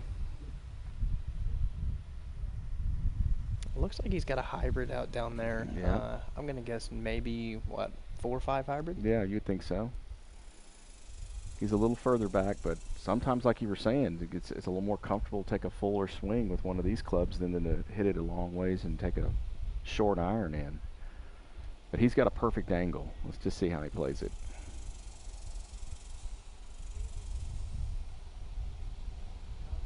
Looks like his hands came through a little quick, but and that's what happens when it goes a little quick. He's over here in the sand trap, just pushed it out to the right a little bit. The exact perfect distance, just pushed it a little bit. Yeah, absolutely. Distance was spot on. Well, you can see when those guys' hands come through quick, the ball's going to go to the right. If they're a right-handed player, it's going to push out to the right, and it's a natural response a lot of times. David Vance in a perfect position here. Taking his time. Nice smooth swing there. That looked like he got through it nicely. Off to the front of the green here. As they say, he can hear the band, but he's a long way from the dance floor there. He's got a good lot of golf to go, but it is up the hill, and it is a birdie putt. So on 18, like we've talked about, we haven't seen a lot of birdie putts, and we won't. I mean, even in the championship flight, you'll see the very best guys can do it, but I mean, it's tough. It's a tough hole to birdie, even though it seems like it's not very long, but it's got enough elements outside of the actual length of the course or the hole that make it hard to score on. Yeah, absolutely. And like we were talking about earlier, and like David pointed out down there, you know, if you are short or you come up not exactly where you wanted to, you can still make those putts from down there. I mean, it's a long ways, but you definitely have a roll at it. You know, you're always going to want that uphill putt, especially the longer ones, because that gives you an opportunity to go for it. Well, and you can relax too. I mean, when it's longer, you can relax and let it go, and it's not as imminent, I guess. But and being down there, it's gonna be fairly straight. It's gonna going straight up the hill. He's gonna have a little break coming from right to left, right up the hole. But once he gets started, it's pretty straight.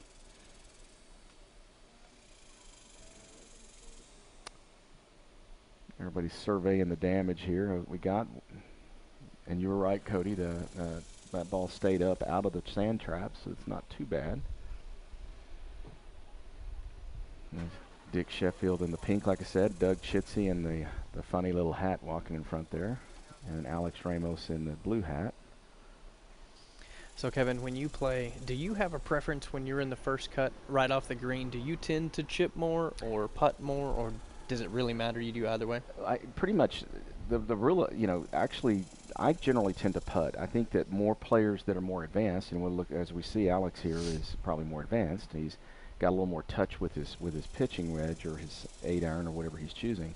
Most guys like me are just trying to get it close to the hole, and a putter seems a little less ominous, I guess, you know, as a chip shot, you know. I think it's probably less can go wrong. Right.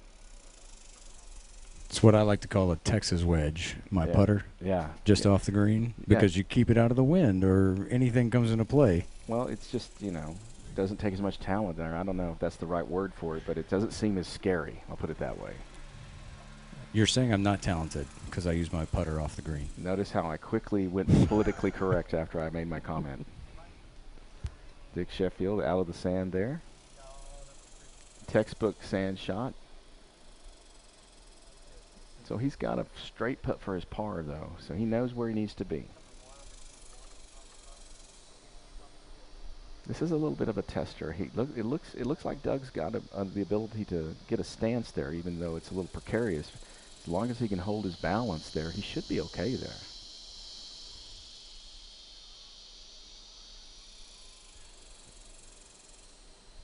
Not a bad little roll right there, ladies and gentlemen. I tell you what, I don't know if you could ask for anything better than that, other than just holing out yeah, from there. And actually, when he hit it, it looked like he was headed that way. So he's in a pretty good position to make his par.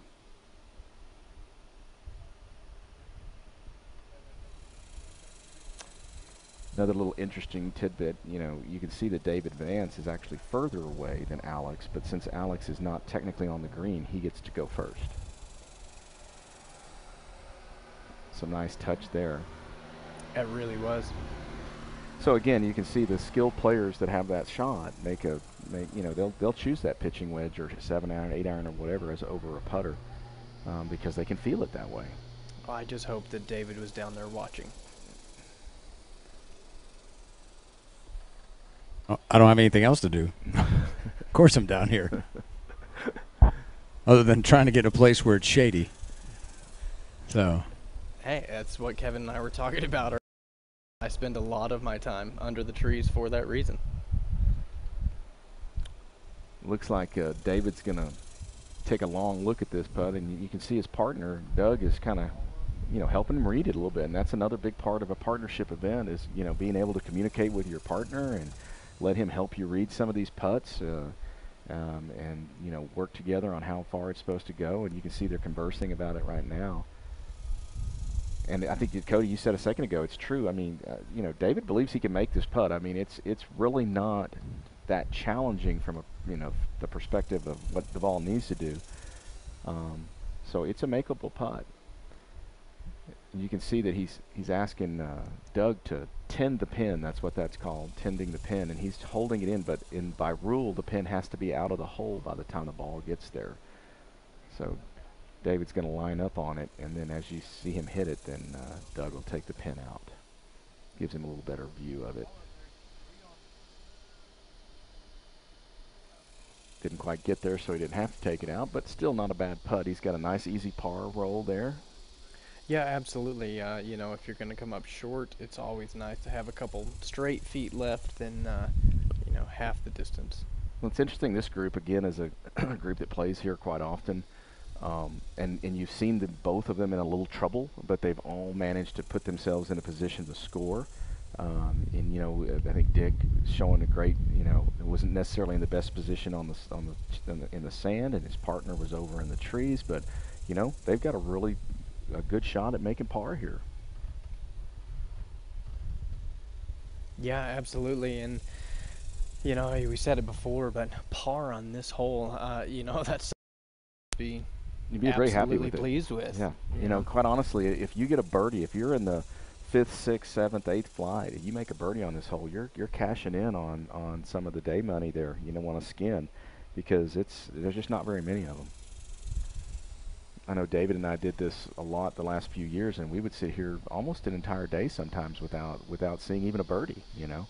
Yeah, I think there was one year that we only saw one birdie in 2 days. Yeah.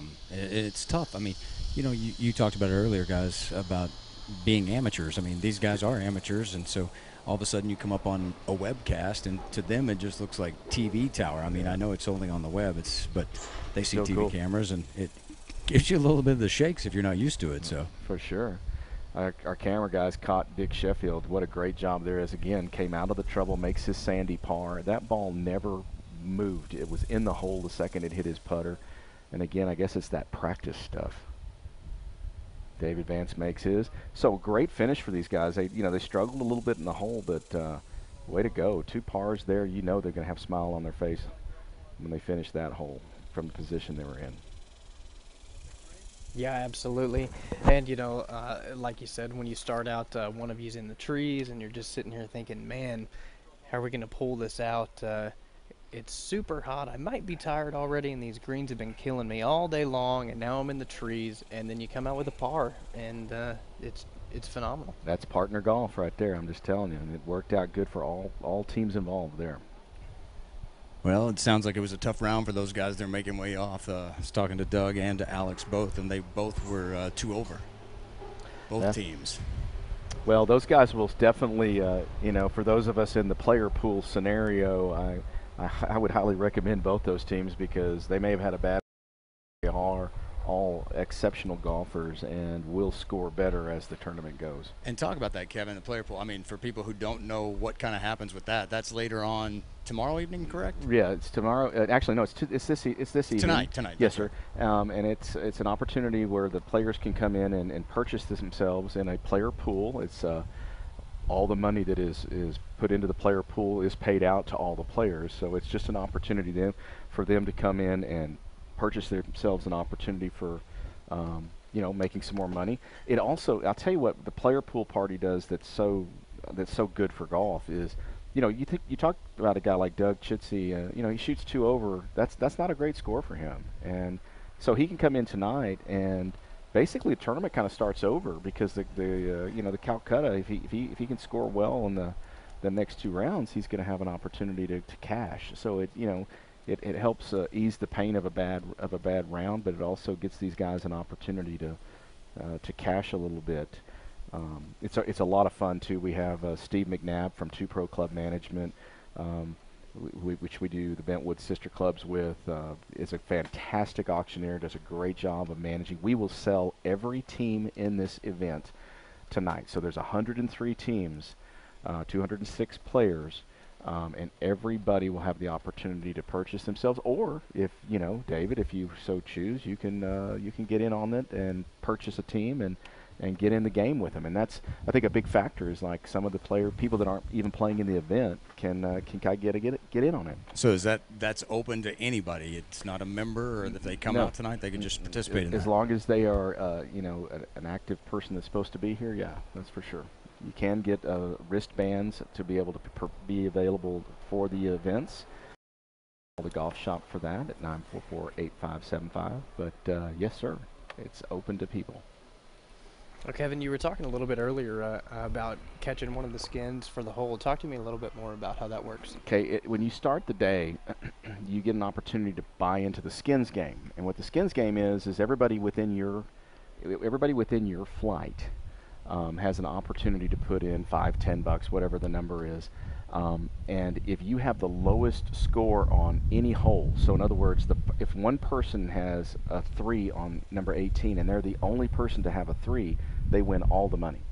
And so it's an opportunity for you to cash out for having that one really good opportunity. And it's really interesting to me because, let's say Doug Chitsey, not picking on Doug, he's a good friend of mine, he's a great guy, but he didn't have his best round today, but what if he had maybe, an eagle on one of the par 5s? I mean, he could cash today just because of that one hole. He does really well. So the skins game gives you an opportunity to do well on one hole. The day money, which is an opportunity to buy for the day, gives you an opportunity if you have a really great round today to do some action. And of course, then you have the player pool. And then of course, if you happen to end up winning the tournament. Now, I guess the thing that most people would be wanting to do is to win the tournament, the player pool, and the day money, which could end up being a great deal. I tell you what, that wouldn't be such a bad deal there if you got in on all of it. Yeah, for sure. And it's you know, so I just think it's really great that we've got so many opportunities for these guys to do well. And then yeah, and absolutely. I mean, how cool is that? You know, you've already got the tournament, which in itself is such a cool thing just to be able to play in and have fun. But then you have all these things on the side that just keep it that much more interesting. Yeah, for sure. And it's you know, and it helps with the gallery too. I mean, people that are just watching, I mean, they're paying attention to several, paying attention to what the overall scores are. They're paying attention to the several things, and you know, they're seeing a guy. If a guy happens to get an eagle or something like that, they know he's going to be cashing. So we got our next group coming in. A little short shot there.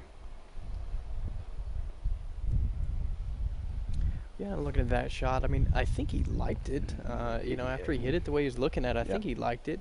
He might have just been one club low there. Well, and we talked about that earlier. It hadn't happened until just now that I noticed that, you know, that wind is, if you see the flag, we've got a great shot of the flag there. There's a little bit of wind out there, and so it makes it an extra club. So if he's usually hitting, say, an 8-iron there or a 9-iron, he might want to pick something, you know, maybe a 7. Just because that wind's going to hold the ball up. These guys that can hit the ball nice and high, I mean, the wind affects the ball that much more the higher the ball goes. So, you know, it does affect the club selection when there's a little bit of south wind coming through there. Yeah, absolutely. And I mean, it's probably deceiving for the viewers watching the screen, because you can see the trees moving a little bit on the screen, but I tell you what, from where we're sitting up here, you can definitely feel the breeze. And I mean, we have a pretty strong breeze right now, and like you said, these golfers that like to take their shots high, they're definitely going to be affected. And that's something that I tend to joke about a lot, is I like to play West Texas golf. Yeah. You know, I like to keep all of my shots low so I'm not as affected by that wind. Yeah, you know, I mean, it's a situation where, you know, growing up in Lubbock or Midland or even San Angelo, a lot of players are not as privy to hitting the ball high. They're trying to push that ball and get a little roll out of it. So, but we've got our course conditions in such great shape that you're not going to get any benefit from that today or at Bentwood at this point in time, because we've got such good curve conditions. That low play might work with the wind for sure. Looks like we've got a little search party looking out over here. Just so people understand, I mean, in backyards is not the golf area. So when you play golf at Bentwood, you don't have the ability to go into someone's backyard and hit your ball. That's against the rule. Once it hits their property, it becomes their possession. Why'd you look at me when you said that, Kevin? Well, I have never crawled over a fence that you know of. I know, that's exactly right, because when you play with me, I don't allow it. I don't know what happens when I'm not around. Allegedly. Allegedly. Yeah, and indicted but never convicted. Yes, I can see. Now, I will tell you that if that ball did happen to catch a little bit of the fence and it's still in the playing area, they have to play it exactly where it lies. So having a ball up against the fence, we've seen it here. Many times guys will hit a left-handed shot with even if they're right-handed, just to try to get the ball out of that area. So there is no one club reprieve or anything over there on the fence. They just have to play it from there. They have to play it where it lies, because it is in the rough, and so you don't get any reprieve from that. Now there are some. That's a good thing you point out about the one club length and thing like that. Some of the trees that have the mulch and stuff around it, there are some areas that are marked by the committee that you could get some relief. So there are some areas, but when you're in the rough, there's really no relief. And obviously, if you do go over the fence and into the backyards, that is OB, and you have drop zones, or you can retake the shot from where you hit it, correct? That's correct, yes. Looks like we got Derek Darby coming in. That's Drew Darby's son.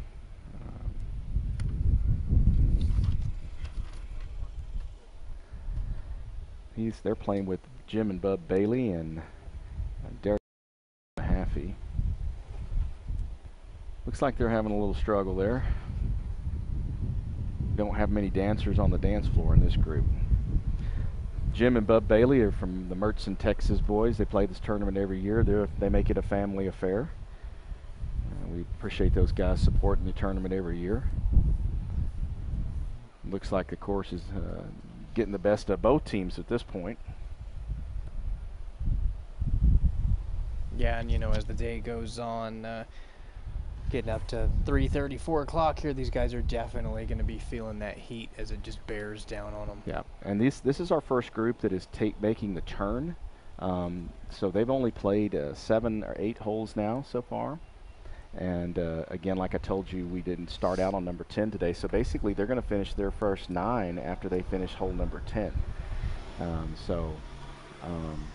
They're coming around.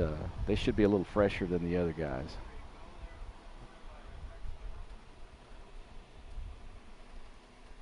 Now, do you think that plays into any of these guys' strategy out here? If they're used to starting on 1 and just playing through 18 in their practice rounds and getting used to the course, does it change anything for them if they have to start on a different hole?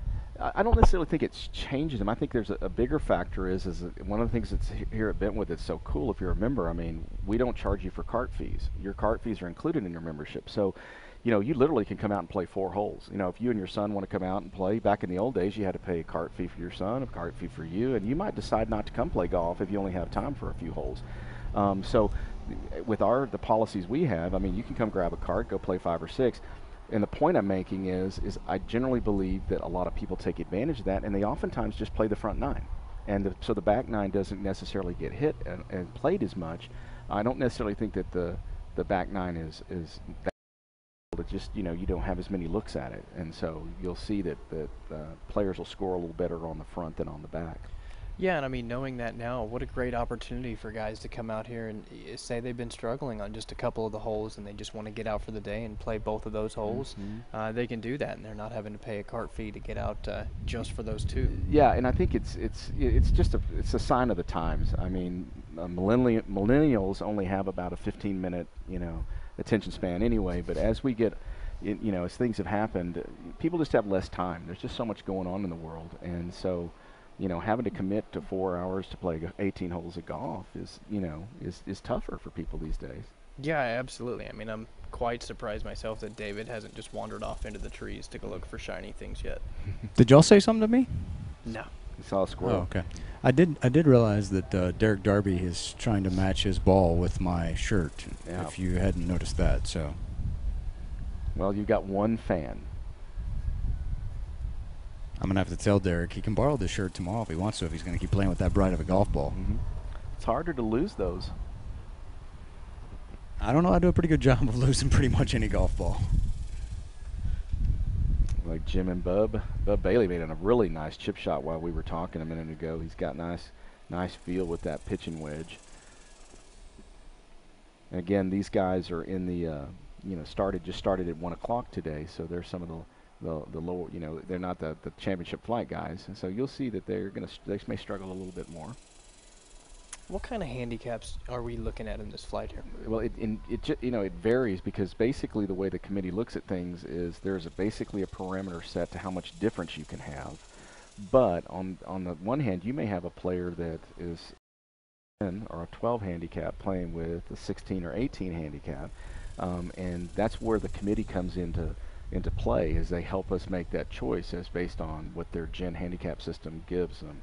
And that's how you get put into some of the flights is, you know, depending on how your handicaps mesh up together as a team, it will help make some of those decisions.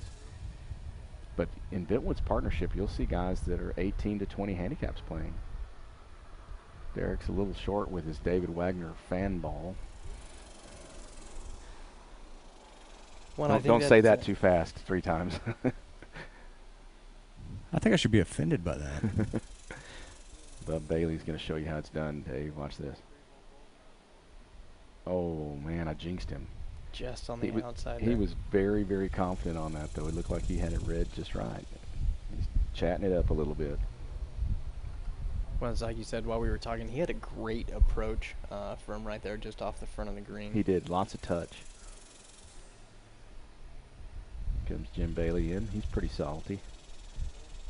It's like the greens, these guys haven't quite got the greens figured out. Again, this is just their 7th hole, so they haven't been tormented quite as much, but they also don't have as much feel for them.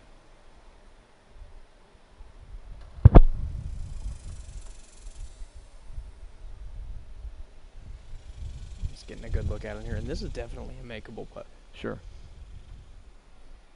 Straight. Again, pushed it off I to think the he right. just a pushed touch. that one. Again, as the afternoon goes on, that hole's going to get smaller because the greens are going to be that much more fast. This guy's finished up the hole pretty well. Looks like David's going out to sign Derek Darby's golf ball, maybe.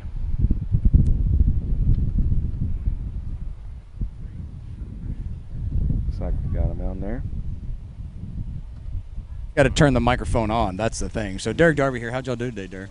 You know, we just started on 11 at 1 o'clock today, but it's a little hot. Drinking a lot of water. The course conditions are first great, 7 holes. fast. How's it looking? We need a little work to do. Little but work? My partner's first year in the partnership. So. I'm happy. Yep. So he's just kind of cutting his teeth right now. Sure. So what made you choose him this year, being a first-year guy?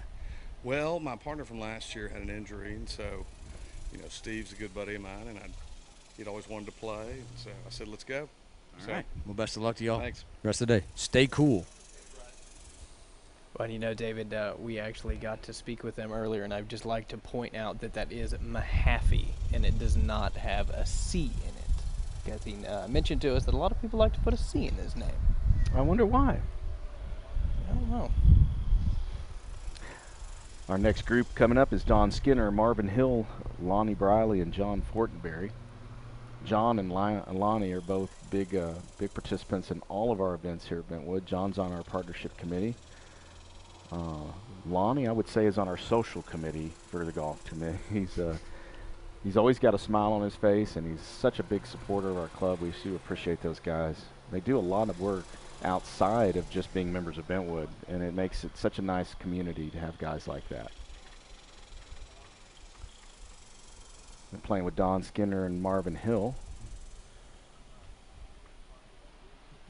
Looks like that was Lonnie coming out of the fence area, or we used to call it Bartsville. Jeremy Bartz several years ago was famous for being there every time we saw him play.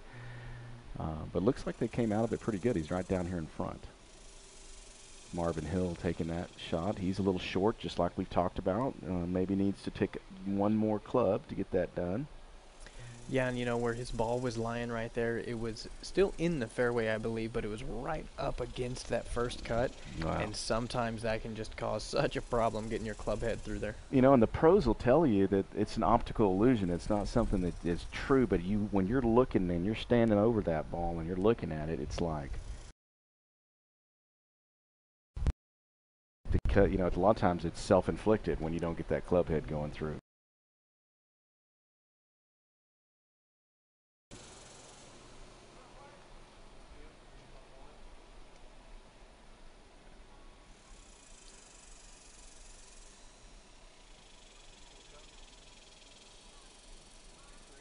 Punched and run. It's not a bad shot. Not a bad shot from there. No, not at all. It's going to leave himself a pretty straight putt from that side. Great camera angle of the ball rolling in there as they're walking up to the golf cart there. KLST, KSAN crack staff, camera staff on it. Those guys are burning up out there just like the rest of the golfers, so you've got to get them some cold water too.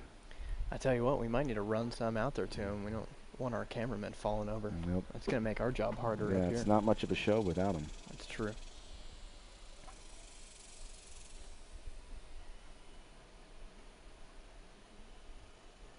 Nice little play right there. He's got a little underspin on it. That's a nice play. That's a really nice touch. Textbook golf shot right there. Again, we have a lot of sponsors that help out, not only through KLST KSAN, but also through the tournament itself. Advanced Eye Care, West Central Wireless, Circle M Custom Homes. Mr. Chad Meeks, a new builder here in town, does quite a few houses at Bentwood. UBS Financial Services, and of course Chilton, Wilcox, and Fortenberry. Big supporters of our club overall and the partnership itself. Making their way up.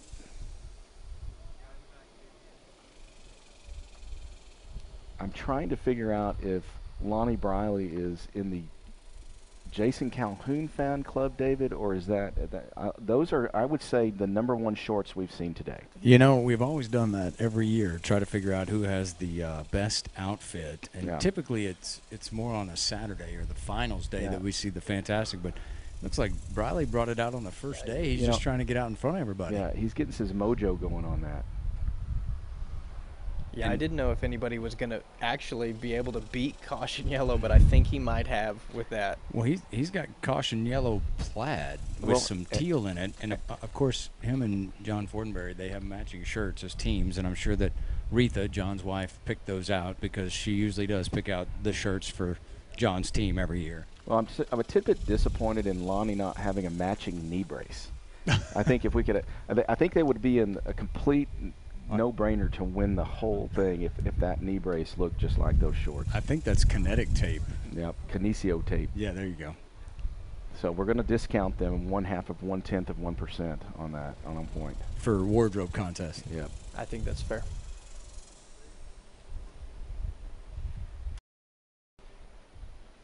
So Marvin Hill and Don Skinner coming up. Tidbit of a struggle looks to me.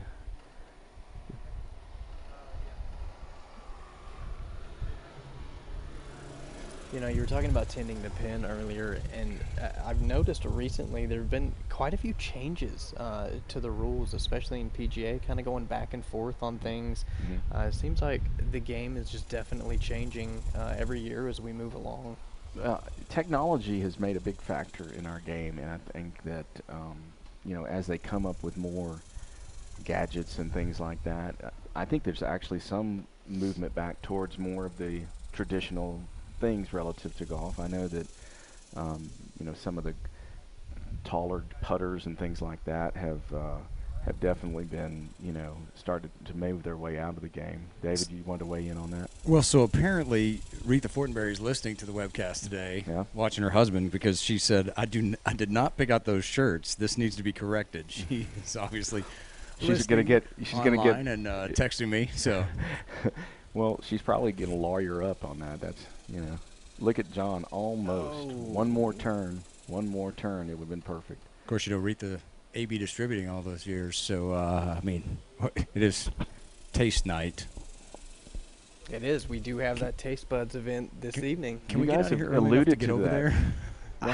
Or maybe just Retha, while you're listening, if you just want to get Kevin James to bring some of the Taste Bud stuff out to us, that would be fantastic. We got Don Skinner up. This is a makeable putt here for sure. He's in a good spot for it.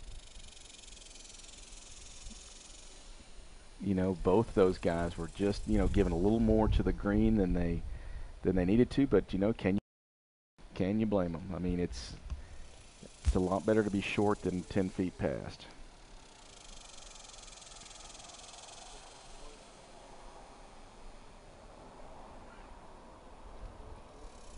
Oh, I don't know how that stayed out of the hole. Let's see if Lonnie can do his magic with his putt.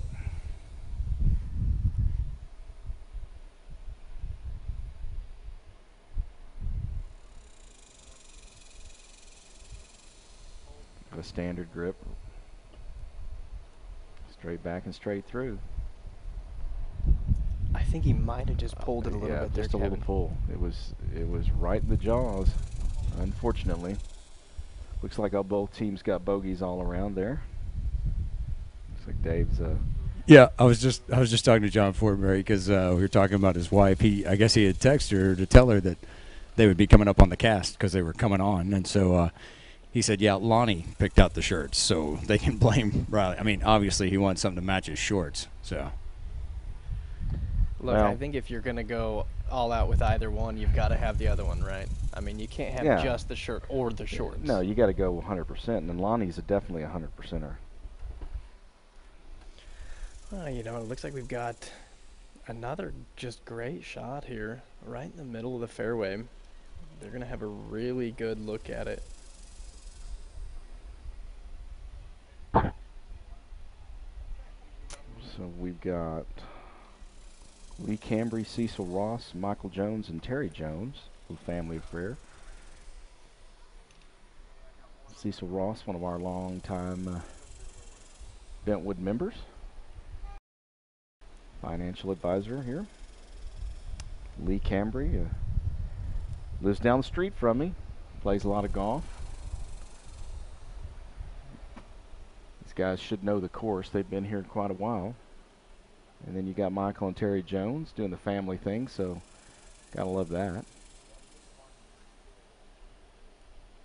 I think it's interesting, something that you were talking about a moment ago, Kevin, how the technology of this game changes and how that it kind of affects the rules of the game, and it really is amazing. I mean, every year you see new things coming out, and it is something as glaring as the size of a driver in the last 10 years, you know, just looking at it. Can they get any bigger? I don't know. If you'd have talked to people 20 years ago, they would have said it never would have gotten to here. So you just never know. Things just keep changing. But, you know, there is a huge demand for getting an edge in golf. And, you know, my father hasn't played in years. But, you know, he had to have the newest thing all the time because, you know, it felt like, you know, an extra 10 yards, an extra 15 yards or a little more feel. So the golf business is thriving in that respect because there is a demand for it, and I think that the PGA and the professionals, I think there's just some talk about how to, you know, set some parameters and not allow some of this stuff to get through, just to keep the game a little truer. I don't know exactly how much traction that'll get, but I know there's a movement for it. Well, you know, and one of the things that you're seeing from this is courses tend to just be getting longer and longer, you know, and for myself, one of the unfortunate things about that is if you're not a great golfer, you don't play all the time, it makes it just that much more difficult when you get out there to play, you know, when the courses are that long, they're just so unforgiving. Well, and I think that, you know, being in the golf business like I am, the big pushes at the National Golf Course Association is to actually start getting back towards an easier course for people to play, because that's one of the biggest reasons people stop or don't get started playing golf, is because it's intimidating.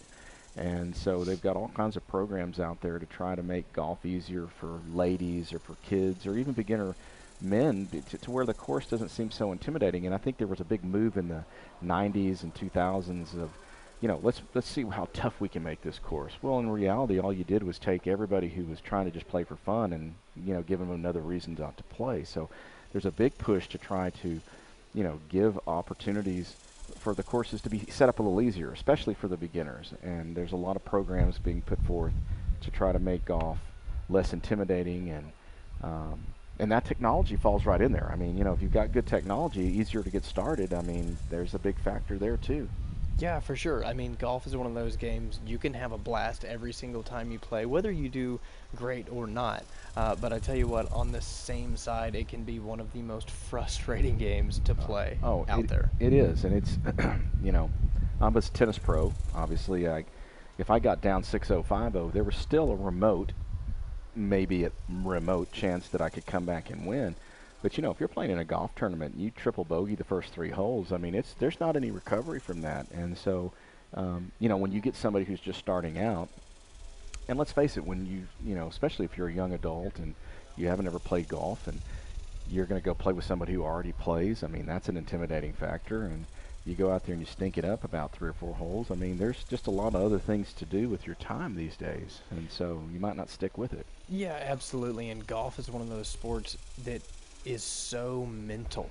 You know, it's like you said, you get out, you may triple bogey the first 2 holes, and from there, it's really necessarily about your game or how good you are done for the day in your head. Yeah, for sure. sure. And you're just not coming back from that. It's hard to come out of there. We didn't have the camera on. We're looking down the fairway. Cecil Ross just almost took out one of our KLST KSAN camera guys.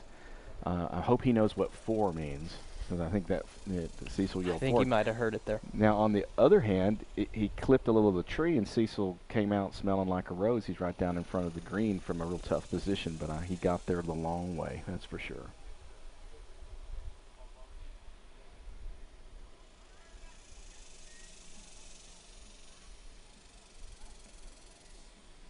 I don't know if he likes that one from his body language. It's safe, but it's still, you know, it's a good ways from the pin. But he is on the dance floor, so he's got an option. Yep, absolutely. I tell you what, we've seen a lot worse. So Lee and Cecil and Michael and Terry make their way up.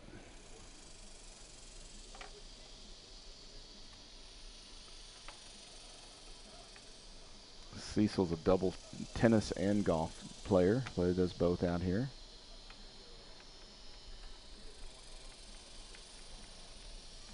Looks like we got some serious tree trouble for the Joneses, though. They're over here on the left-hand side, and that's what you call jail right there. There's not much option other than to push it out to the front of the green, which he did a great job of, and get it to stop. Unfortunately, a little hot, but that's kind of basically the only thing he had to go for, and not much chance to stay out of the trouble in that situation. No, but you know, if you are going to be on that side in that bunker, at least he can look at his lie and appreciate that. Yeah, you can see it. We got Lee Cambry over here in a little bit of tree trouble. Looks to me like he's making a change in his club. He's kind of making an adjustment. His partner Cecil's coming up, and he is just short of the green. I think he might have just caught that one a little fat. Mm-hmm.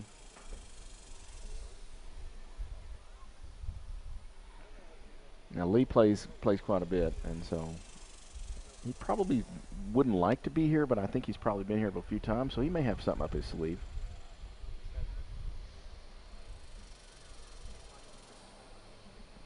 Got that bunker to contend with, which is going to be tough because he's right underneath the tree. So let's see how he handles this.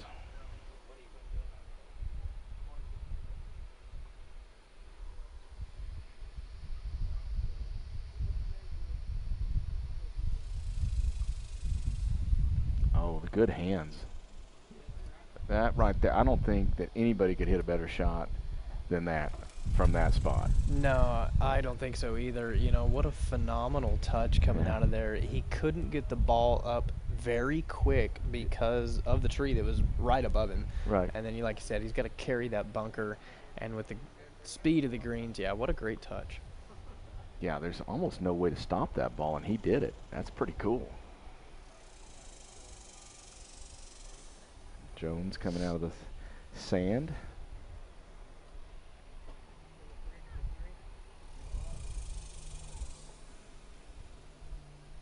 It's a tough ball.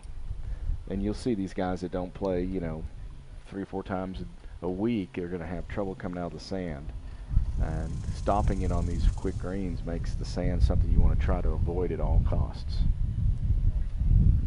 Yeah, and that's a great point there. You know, it's one of those things like we were talking about earlier. If you're not an avid player and playing all the time and you don't spend a lot of time in the sand traps, then when you do get in them, it's a little bit menacing. Sure it is. And, you know, if you don't have a lot of time to play, you certainly don't have a lot of time to practice. And the only way to get good at sand shots is practicing. And it's, you know, so it's always precarious for these guys once they hit it. We keep going back to that practice thing, Kevin. I know. I'm never going to do it. Great roll up, just a little bit past, but not a bad putt from there. No, not at all. He had a real good speed on that ball.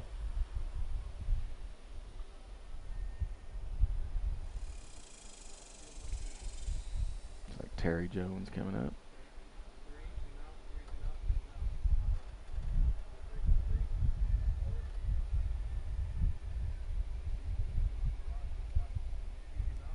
Left himself a little bit of work. Yeah, there's a little chicken left on the bone, as they say. But coming out of that sand, going over the green, he just wanted to be a little more careful, I guess. Now this would be an interesting outcome here, because this is I am assuming a par putt for Lee, and from where he was, if he could drain this putt, that would be an outstanding result on number 18 here. It's like Dave's over there checking out some women. Can you believe it? You know, it's not one of the most surprising things I've ever heard. There's Mr. Cambry coming up. Left it a little bit to the right.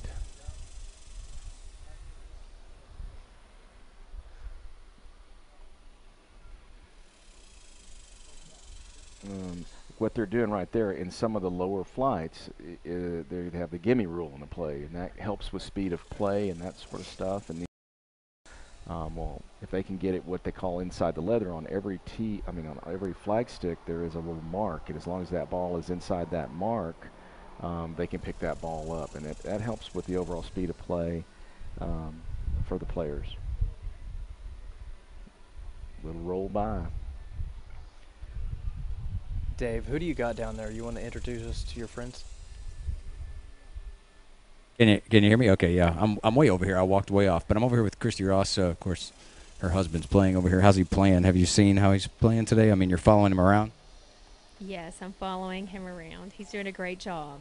So they've played through 7 holes. He hasn't thrown any clubs yet or anything? No, of course not. We don't do that. We get grounded for doing that. He's playing with the Eagle Scout. They do not do bad things. Oh, okay. As long as we know that. But That that's, was that's the fun thing is that there's so many family members that come out and play or follow their players around. Look, Cecil's giving us a grin here because I'm over here talking to him. So. Well, he's already told Christy, don't. They've got a script. That was a scripted answer on her part there. Did you hear? Apparently they said that was a scripted answer, Christy, that you didn't say it correctly because he probably would have thrown his clubs. Christy said he's playing really good. He doesn't gently toss his clubs ever. Gently toss him. I like that one. So, all right, ladies, y'all have fun.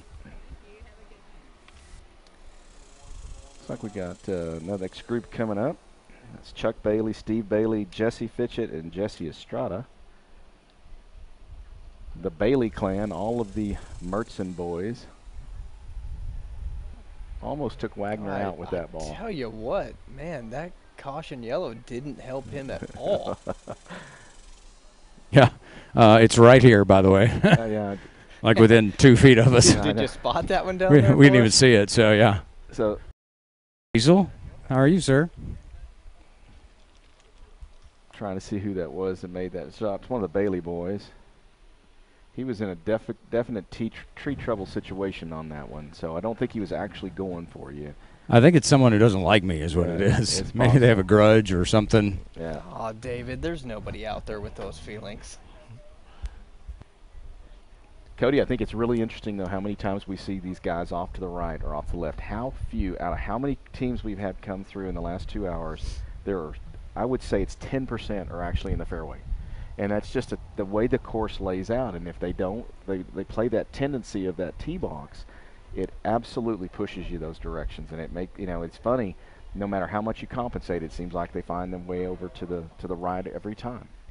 It really does, and that's very true. And, I'd be willing to say maybe 20% of those misses are on the left. I mean, the majority of these players that we see coming up 18 are always on their right side, back behind those trees back there. Yeah. And I think that's very interesting, the way that this course is laid out. And those tee boxes, they kind of guide the way you go with these holes. Well, it's interesting. A lot of times you get to this hole, these guys are thinking, it's a short hole. If I get a really good tee shot, I can get a really short, 8 or 9 iron into the green.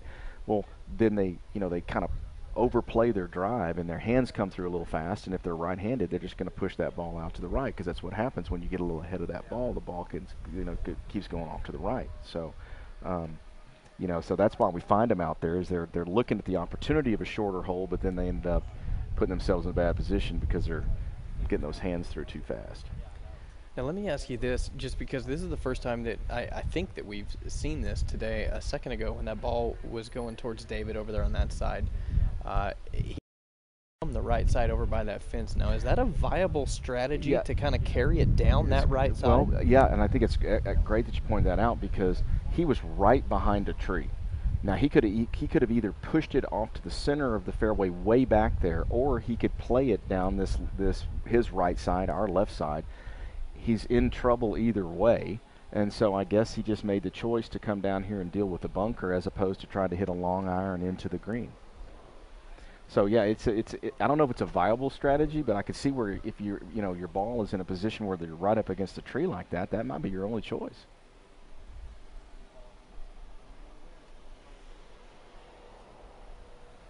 Yeah, and that could have been the mindset right there. It's like, well, unfortunately, I'm going to accept the fact that I'm going to be in trouble. So, do I want to be in trouble back here or up there? Right, and this is Chuck Bailey and Steve Bailey. They play all the time, and we've got at least four Baileys in the partnership, all the same family. And these guys know this course. They played it a long time, and he just thought, that might be my best shot. And to be honest with you, he's got probably a better chance to make a par from there than he would have had he been way back trying to take a long iron. He's pitching instead of hitting a 4-iron. Jesse Fitchett and Jesse Estrada coming up. Jesse Fitchett, great member here at Bentwood, works really hard with the Pan American Golf Association and his church, and these guys do a lot of things relative to golf. What a shot. That was a good shot, but look at it drifting down the backside. That's one of the reasons I play tennis. Because I don't think you can hit that ball any better than that, and he still has 15 feet. If I hit my best serve, it's not coming back. I mean, and I can feel good about that. That's a great point. A phenomenal touch coming in like that. And that ball just released. Just relentless. It just caught just the edge of that shelf, and it, instead of being 6 inches from the hole, it's 15 feet. And it's just it can get to you.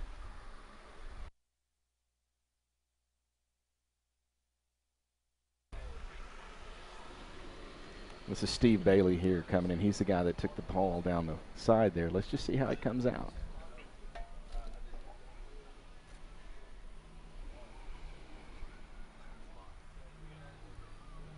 Looks like he might have just caught his club a little too thick in that grass. Put a little smile on his face after he hit that one. Sometimes you just don't make a dollar. This is where a lot of times players see how you move straight up to that ball. The psychologists will tell you to take your time there, but he certainly didn't have a problem. He might have knocked that in the hole, ladies and gentlemen.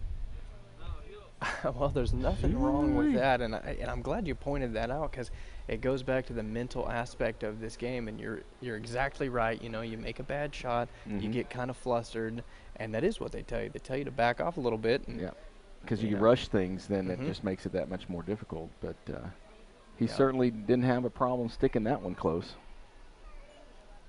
No, that might be one of the better shots that we've seen all day. I agree.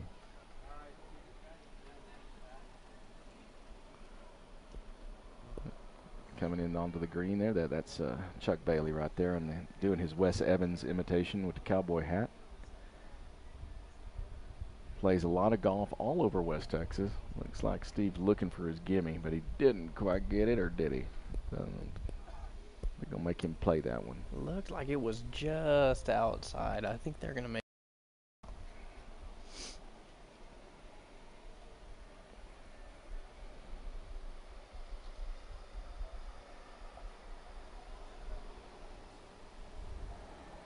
I tell you, one of the other things that we've seen a major difference in over the years in the game of golf is the style of putters.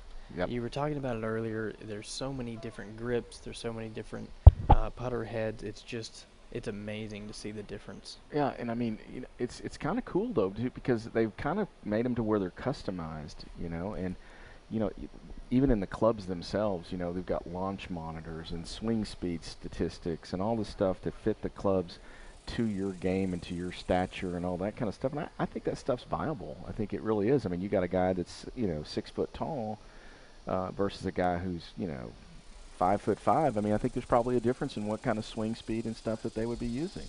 So, but it definitely is all over the place. Mr. Estrada coming up here, using his putter on the fringe. That looks, pushed it a little bit past. Yeah, I think you're exactly right. It's definitely viable for the game, and it comes down to something as simple as the flex of a driver. You might need a stiff flex, you might need a loose flex, and there's all these things, and that's kind of the bare essentials of it. As every year goes on, there's a lot of changes, and new technology gives these guys a way to advance their game. Well, and I think that you go back to the old days and the Hogan days and those guys were all playing pretty much the same stuff, and they were still good. So that says something. There's some talented people back in. Absolutely, and you know what? I'm glad you mentioned that because I was just having this conversation the other day. Oh, just one more roll, buddy. You know, it's amazing to watch those legends from those days because they definitely do not hit the ball anywhere close to as far as the guys today. But I tell you what, they still can put up great scores. Put scores up, that's for sure. Yep. See if Eric can come back here with his.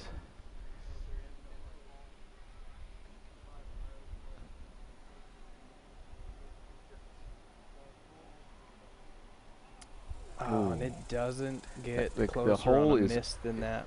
Is unforgiving today. Let's see if Mr. Bailey can make his 5 from that option that almost hit Mr. Wagner in the head. He gets his 5, so he's in good shape. These guys are on to the next hole.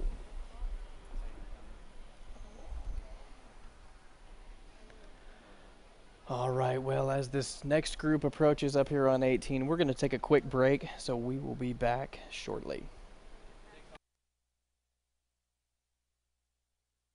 At Concho Bell Bonds, we have an honest, friendly, and professional staff with over 40 years of experience. We understand that if you or a loved one needs our help, you want fast and efficient service that you can trust. That's why at Concho Bell Bonds, we are here for you 24 hours a day, 7 days a week, 365 days a year, with easy payment plans, and we accept all major credit cards. Y habla español. At Concho Bell Bonds, it is better to know us and not need us than to need us and not know us. We know Texas weather is different from the rest. That's why you should trust the KSAN-Concho Valley Storm Team. We were born and raised in the great state of Texas. And that makes us better prepared to keep you ahead of the storm. Whether it's winter weather, severe storms, or... We know this weather because we've lived this weather. Trust the KSAN-Concho Valley Storm Team to keep you ahead of the storm every day. My father passed his truck down to me. That's the same thing I want to do with you. It's an emotional thing to watch your child grow up, and especially get behind the wheel. I want to keep, stacking up the memories and the miles and the years. He's going to get mine, but I'm going to get a new one. When it's time for your old Chevy truck to become their new Chevy truck, there's Truck Month. Get 18% of MSRP cash back on all Silverado 1500 Crew Cab LT Texas Edition pickups. That's $9,000 on this Silverado. Plus, during Truck Month, make no monthly payments for 90 days. San Angelo now under a very real threat. Severe thunderstorm warning coming in from the north side. And we are also looking for the potential of hail coming from this storm as well, waiting for confirmation either. We're getting reports of quarter-sized hail and wind gusts up to 80 miles per hour. Right, thanks. 80 mile an hour, quarter-sized hail. All right, guys, we got to cut in immediately. Thanks. Good evening, Concho Valley. Thanks for staying with us. Breaking news, a severe thunderstorm warning has been... I'm Tommy Clark, General Manager of AmeriPride Services. As a native of San Angelo, I appreciate the sense of family that exists here. AmeriPride considers our customers our family. Thank you for choosing AmeriPride Services for your uniform and linen needs. Remain informed on breaking news with the updated Concho Valley Homepage app. Now containing severe weather alerts, push notifications, extended weather forecasts, and more. Download the Concho Valley Homepage mobile app today. Available on iPhone, iPad, and Android. Cake's here. Oh. You know what doesn't make sense? What we're paying for just satellite TV, I think we could be getting TV and internet from Suddenlink for less. It's just not right. Can I see my cake? Switch to Suddenlink and get TV and internet for less. It just makes sense. Call 877-733-1324. It's hard work and sacrifice and never even thinking twice, and it's waving at people you don't know. Cause that's how we're born and how we're raised. The Concho Valley is our place. It's cheering for the blue and the gold. Local is your neighbors, local is your friends, local is a place you've always been. Then I love the way KSAN's local Welcome to Dreamscapes, the Concho Valley's premier outdoor living design center. Choose from a variety of custom outdoor fire pits, pergolas, and other outdoor accessories to help complement your outdoor style. We sit down with you to help design your dream outdoor living space. We offer a wide variety of grills to choose from, including pellet grills, gas, charcoal, and ceramic, along with all the extra amenities to complement that new grill. Visit us today so we can get started on bringing your outdoor living space to reality. Right here at Dreamscapes, located at 3602 South Chadwick. There's the storm. There's the warning. It covers Paint Rock. It covers areas north of Eden. Exactly on the 1-year anniversary. I don't know what the odds are on that. We'll do the calculations later. Power going out again. I don't even know what count that is. Maybe 12 or 13. Now 14. 14. Okay.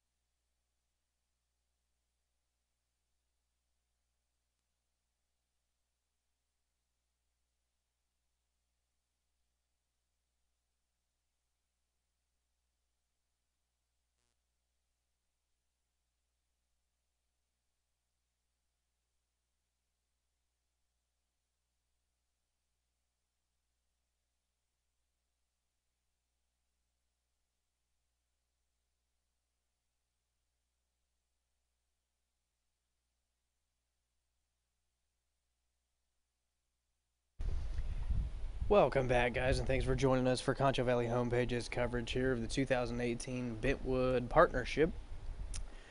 David is now joining me up here in place of Kevin. I guess he had stuff to go do. I mean, we'll let him go. Yeah, I right mean, now. Kevin, he had some prior engagements. I guess he's teaching some tennis lessons over here, and so he actually, look at that stroke for an old guy. That's not bad. Somebody that just put his clothes on. I think Kevin's actually sitting in his office in the air conditioning. No, that's Kevin. I can see the long gray hair coming out from behind that Bobcat That's a hat, good point. that Texas State Bobcat hat. He's on the far side. Not the young guy that's stroking the ball really well.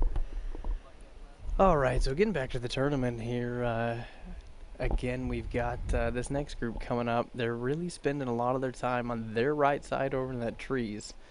That tends to be the natural side. And as Kevin was saying, the tee boxes out here at Bentwood kind of persuade you to go a specific way. And this one definitely kicks you off to the right side over there. That last shot we saw, that was Blake Vincent. I don't think he was real happy with it in the gray. And then his partner, he's playing with Sean Carter. Obviously, Sean's the long, tall guy there in the white shirt with the white hat.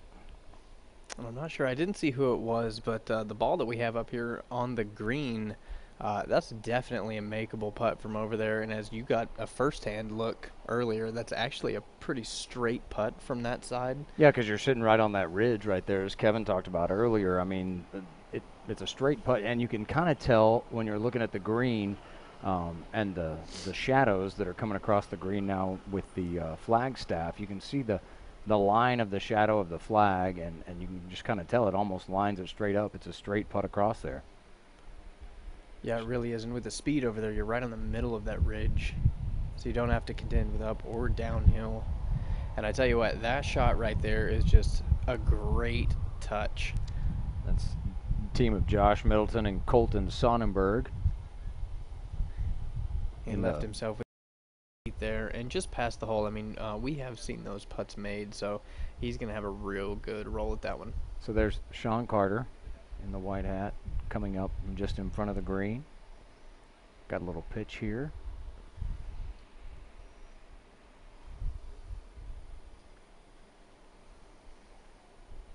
Just didn't get the release out of that first cut that he was hoping for. No, he left that one a little short. I think he was looking to land it just past the cut and let it kick out from there, because that is definitely all uphill still from there.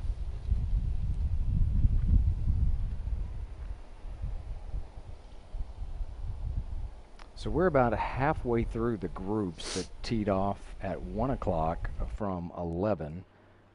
They teed off, as we said, starting on 11, just to try to make play go a little easier, because if you tee off on 10, obviously with the water and the trees, a lot of people are spending time trying to find their ball and, you know, out in the trees, down the road hole, if you want to call it that. Well, I mean, it's understandable. Like I was telling Kevin, I've spent probably more of my time out there in that water than anywhere else on this course. Well, I carry a snorkel in my bag for a specific reason, so. Have you been able to retrieve any of those? Because I tell you what, all mine I just consider lost, and I just go buy more. Yep. Unfortunately, that's just the way it goes. If you ask for balls at Christmas, that usually works out pretty well for you. You know, it's an expensive game when you put as many in the water as I do. Yep. All right, so Carter now looking over his putt.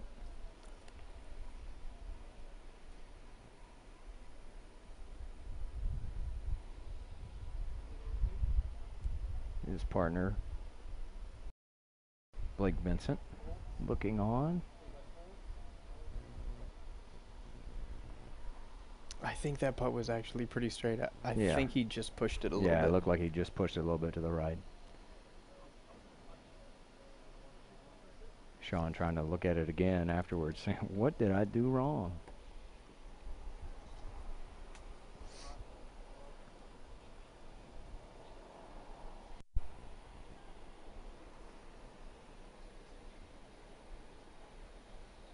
Sonnenberg just lipping that one out.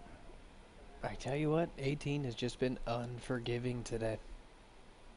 And, you know, the crazy thing, I know y'all talked about it quite a bit when I was down talking to a lot of the golfers, but 18 has always been brutal for all the years that we've been covering the partnership out here.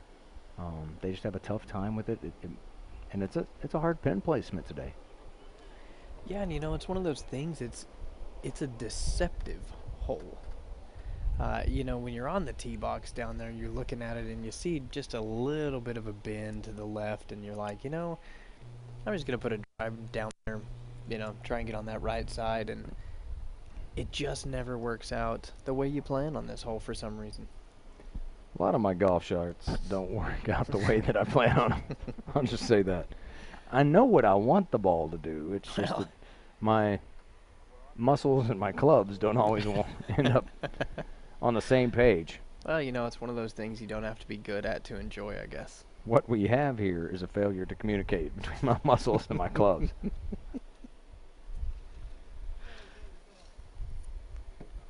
It does look like we do have a couple nice drives looking down the fairway here. One of them is just shy of that hill right there in the middle, and then it looks like we've got one just past it. And then we've got some that are over in, as Kevin called it, Bartsville. Yes. Because it was named for Jeremy Bartz. We were actually going to put a sign up at one point over there for that year, because Jeremy, every time he played this hole, that tournament, he ended up over in those trees. And so we were like, Jeremy, we're just going to name this Bartsville over here and let you claim it as the mayor. Well, you know, again, it's a testament to the psychological aspect of this game. You know, you're naturally lined up from there off the tee box. So your brain is telling you, let's go over there, you know, and you have to actively control it and tell it, no, we're not going to Bartsville. We're going to the middle of the fairway. This guy's still over there against the fence line trying to find a ball. Or maybe they were, maybe they know someone at that residence and they were just stopping by to say hi. They might have just been having a barbecue over there. Yeah. So this is Jay Scott, Roger Woolley, Tommy Tyler, and Blake Tyler. They teed off just before 2 o'clock on the number 11 tee. So have played through 7 holes. This will be their 8th hole today.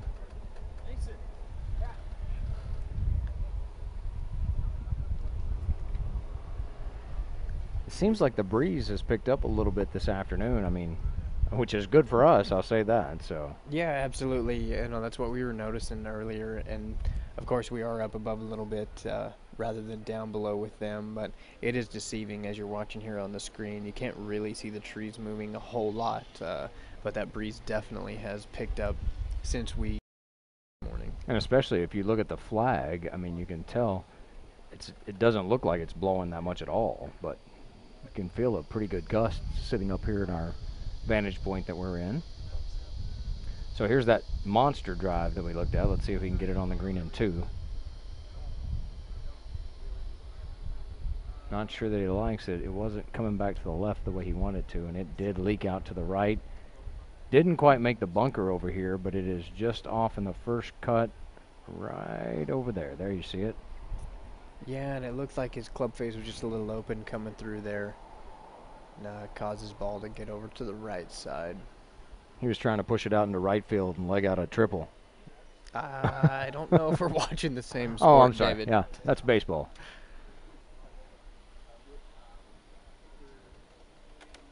And he's got the right idea. He's got on one of those cool towels around his neck to keep him you know, cool. I've seen a lot of those around here. I was wondering where I can get one of those. I might just have to borrow his as he come through 18.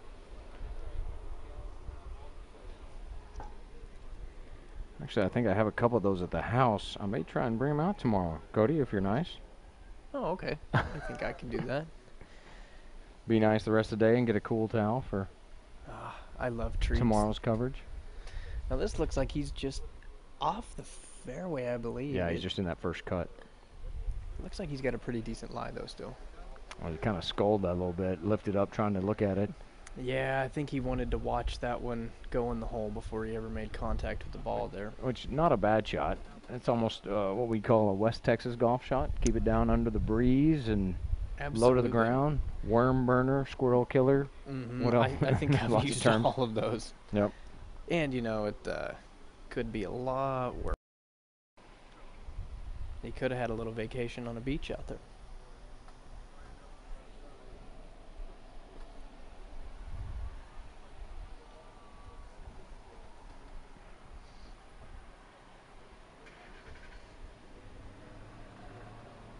So, making their way up now, Jay Scott, Roger Woolley, Tommy Tyler, and Blake Tyler.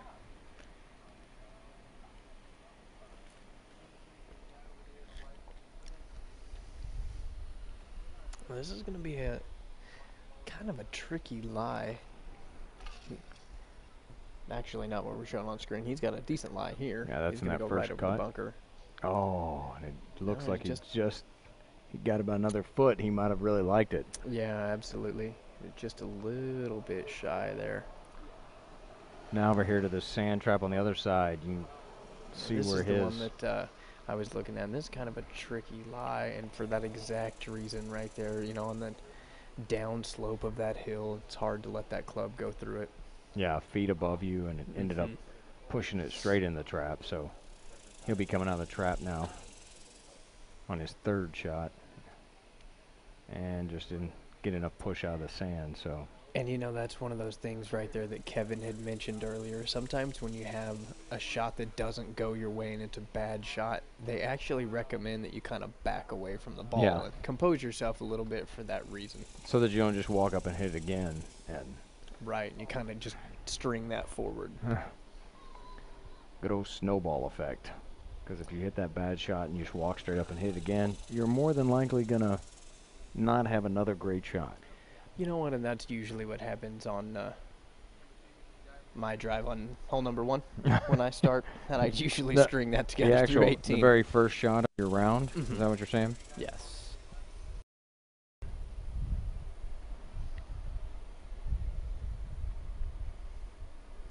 Nice little punch there, but just going to run it past the hole.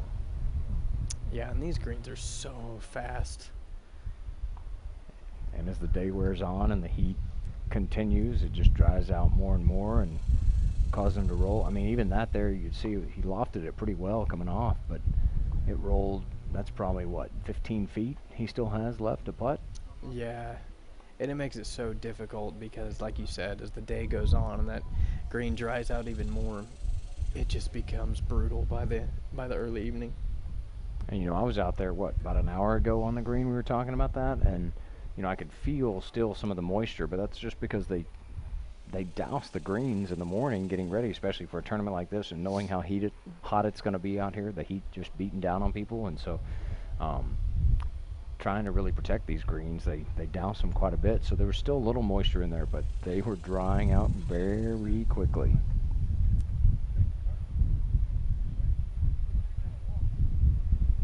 And I think that's something neat that Kevin did point out, that Bentwood does utilize the use of well water. Oh, yeah. Something they worked out a couple of years ago, which really helped out their course. I mean, I'm sure it's really helped out as far as membership fees and everything else, because if members aren't having to pay as much for watering the course and that sort of thing, it helps out with a lot of stuff.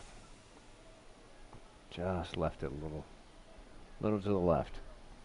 So people continue to struggle here on 18.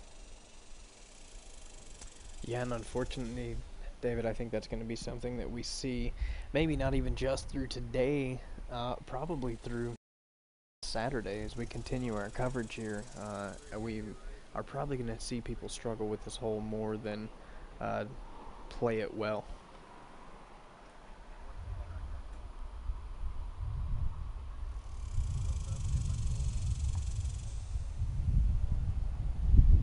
Leaves that one just short there.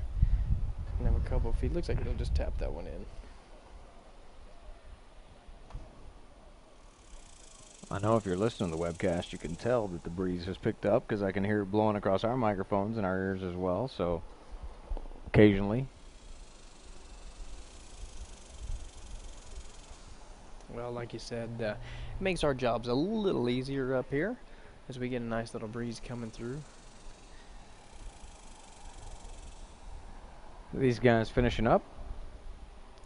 Tommy and Blake Tyler, Roger Woolley, and Jay Scott. Out in the fairway now, you can see, well, if you can't see it, it's a red golf cart. Of course, that's Tony Villarreal. State Farm, he has his name right across the front of it as usual. So I think that's a pretty easy one yeah, for us to identify there, David. Easy to find Tony and CJ. So, of course, long-time State Farm agent here in San Angelo and big supporter of a lot of things. Of course, had a run for mayor here as well. So, Tony very involved in the community. A lot of aspects. They're playing with Jake Sparks and Royce Sparks.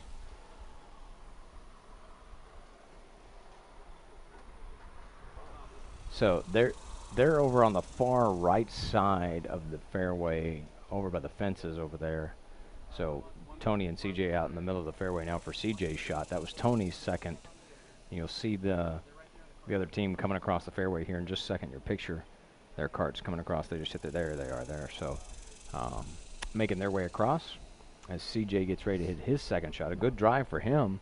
Yeah, absolutely. Like we were saying earlier, you don't really get a better look at this hole than from where he is right now. You know, this is exactly where you want your drive to be, because now he's got the best angle at it to come in. He doesn't really have to contend with the bunker on his left of the green, and if he does end up leaving it short, he still has a good putt at it because it's all uphill from there. The only thing he doesn't want to do is carry it long. Yeah, we've seen that position a lot for everybody today. CJ likes it, but it was just a little short. Got hung up in that first cut of the green there and didn't check the way he wanted it to. It is, and I saw him drop one of his clubs that he took out when he was taking a look at that shot, and I'm wondering now if maybe that was an incorrect choice. Maybe he should have gone with the club that he dropped. I'm not sure what he was looking at there, but that could have been a gust of wind that changed his mind or something. He might have thought that he had a little bit more in that club than he did. But again here, another good look at the pin from this angle. He's got a real good shot at getting up here and putting one close. And this is, I believe that's Jake Sparks there. He came through, looks like maybe a little quick. And yeah, he's left himself his bottom right-hand side of the green. But he's still got a shot from down there. Sure. I mean, we've definitely seen some putts be made from that side, and as we said, if you are going to be short and miss, that's where you want to do it. Gives yourself a lot of green to work with, but it also gives yourself a lot of green to work with. Yeah. And it's uphill. So Tony now, you can see him over there on our right, the left of the fairway as they're coming up, and I think they're calling the other team over because they want to get a ruling on where Tony's ball is, or if he can play it out, I guess, for the placement. So they're asking Jake and Royce. Oh, so he dropped it right there. So he must have been out of bounds. He must have been right up under the fence or something. So that's what I'm thinking, because as Kevin mentioned earlier, when that ball is right up on the fence, you are supposed to play it as it lies.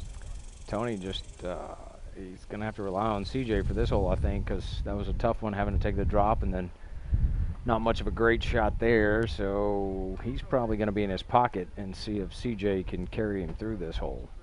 Yeah, he's definitely in scramble mode right now. But, you know, that's the thing. When you're playing a low ball tournament, you have your partner to rely on. And, you know, if your partner comes out and still makes a par on the hole, then that's what you get as a team.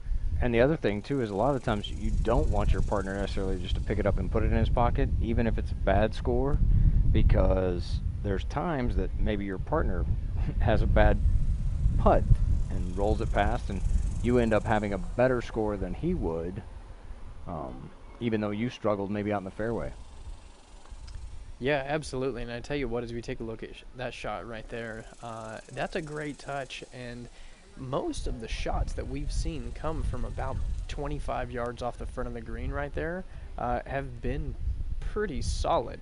You know, they're letting them roll up and release, and they're really putting them probably 8 to 10 feet away from the hole and leaving themselves great opportunities to make their putts. Yeah, that's Roy Sparks leaving himself with a pretty makeable par putt right there. So I'm sure Jake is like, thanks, Dad. Well, I think we should probably say makeable for him there, David, Yeah. because from that range, I'm still a good 3-putt away.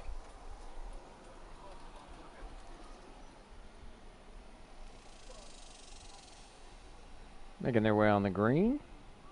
Again, we'd like to thank everybody today for tuning in to the Concho Valley homepage for our coverage of the 2018 Bentwood Men's Partnership Golf Tournament. It is going to be a toasty tournament. I hope you brought your sunscreen. Yeah. If you didn't, I know they were talking about earlier, they've got folks that are roving all around the golf course with sunscreen and water, trying to keep all these players from passing out, dying on us. Yeah, and you know, it's like we were talking about earlier, and if you missed it, it's one of the great things that Kevin and everybody does out here at Bentwood with this tournament, and everything in general, but especially with this tournament, they really turn it into an event. So my understanding is we just broke a record of 108 degrees for today. The old record was 105, set back in 2011 on this date, and 1951. So 1951 and 2011 had tied the record at 105 for hottest day this day. Now it is 108 officially for 2018. Well, you know, David, when you and myself are outside, the heat just climbs. I think it's because Kevin Collins is over there. Oh, that could be with too. Those flocks. Is that the trifecta? The locks flowing. That's why I call them flocks, because his locks are flowing in the wind.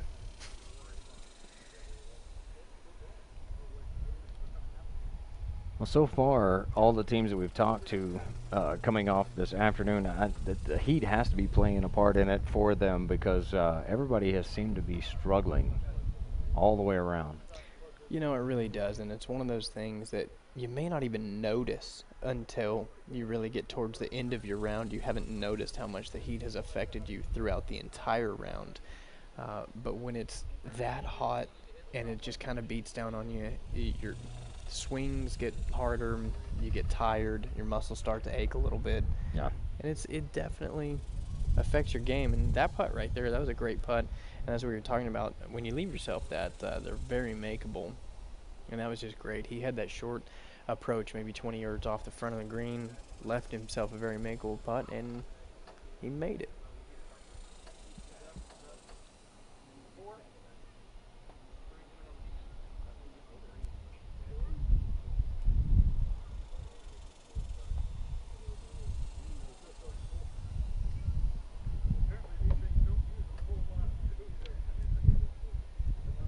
Good looking roll right there. Oh, just dropped it in. I didn't know if it was going to make it there at first. Yeah, but, you know, and like we saw a couple of those earlier, they just needed one more turn to drop, and I was really hoping that one was going to go in, and it did. That was a great putt.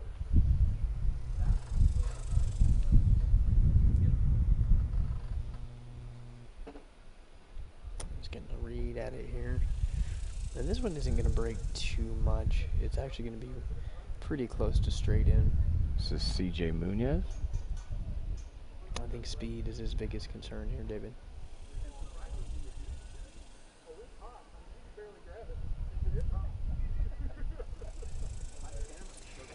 And I think he might have just pushed that one or started it out a little right of the hole. I think he thought it was going to drop back to the left. And as we were talking about that when I was out on the green earlier, it looks like it's going to break to the left just because that's the natural fall of this green. It goes back down that way. And so when you're sitting on this side and, you know, it's a putt that way, it looks like it's going to go right to left and go left. And it doesn't. It stays right on that ridge. So. Okay, so out in the fairway now is Villarreal, Munoz, and the Sparks leave us. We've got Brad Fawcett, Tyler Tomerlin, PK Kelly, and Perry Kernut. So that's Tomerlin and Fawcett there. Looks like he's got a fairway wood. Tyler, one of the CrossFit owners in town. Is that a place that you frequented? No, No. I have never seen a CrossFit place in my life. Actually, I've seen one on TV and Facebook. Oh, look at that. They did the chest bump thing out in the fairway. I don't know. Because he knocked it on the green. On he's not, camera. He may not be happy with the shot. That's the second shot, obviously. So he's putting for birdie for That there. is a birdie putt. So I believe now, just off the cart path over there, you can see that is PK Kelly, insurance agent here in town. And he rolled that one up just shy of that bunker out there, so he's going to have to go over that bunker with a soft touch and try and stick it pretty close. PK's one of those weird golfers that uses the golf glove on the other hand and stands on the wrong side of the ball and all that kind of stuff. I don't know how they do it, David. It's called being left-handed. I don't know how they do it. Exactly. PK and Perry have been playing in this tournament together I don't know how long. I'm surprised PK hasn't killed Perry, or vice versa. They're two characters. We were actually sitting in the clubhouse. They were eating lunch before they teed off. They're fun guys to talk to.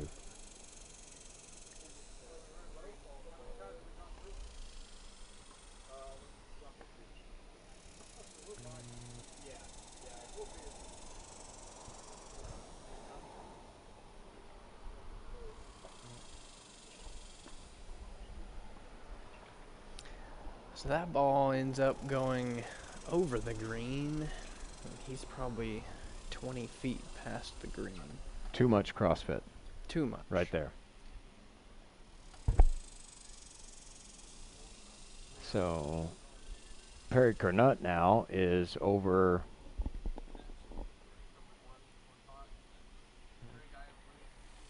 kind of, yeah, I think he almost wants to tell our camera guy, you might want to get out of the way, buddy. Just in case. Could you move your chair? I don't want it to hit it. I think he wants to just make him do a trick shot through the chair. Yeah, Jim Broom, our cameraman out there, yeah, he's moving his chair, getting behind the tree.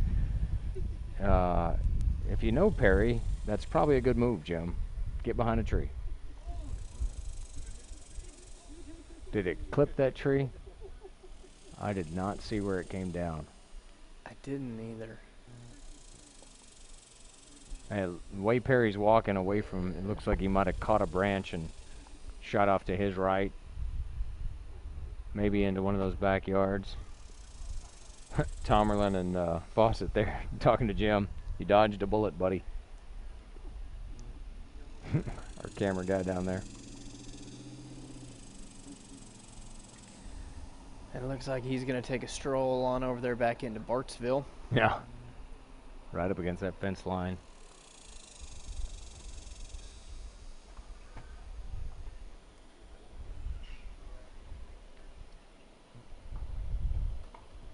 It's like, let me have one of your left-handed clubs. That might be what he needs to get out over there. You know, that's one of those things when you end up close to the fence on that side and you are a right-handed golfer, you don't really have a way to get behind the ball and get out of there. That might be better for a right-handed. If you were on this side, the other side would be a left-handed. Yeah. You can see he's right up against the fence over there.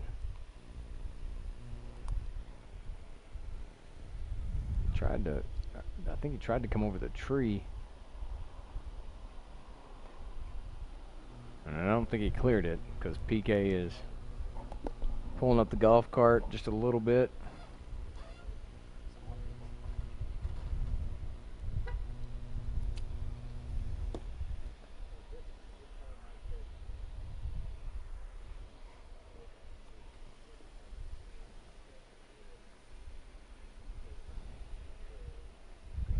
Well, you know, at least they're down over there in the shade.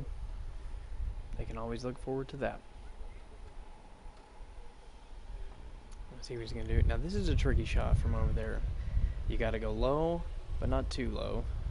You Tried to just, high. yeah, get a bounce off the cart path. Didn't quite get him back out in the fairway, but at least the first cut, and that's a lot better place than he's been. Yeah, absolutely. You know, I think he can finish it up from there. Again, partner golf.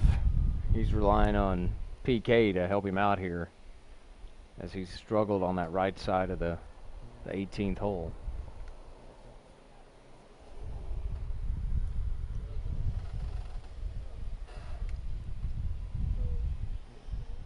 And speaking of partners, we've got so many people that help make this event great and what it is, and like to thank a few of them. You know, we got Dreamscapes and Ameripride and Suddenlink, Concho Bail Bonds, and many others.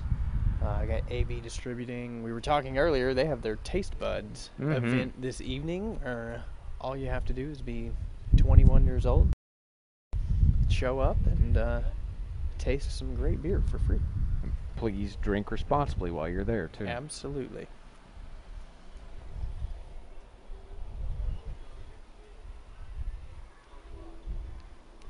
So, PK Kelly, the little punch chip, didn't quite get enough to get it on the green.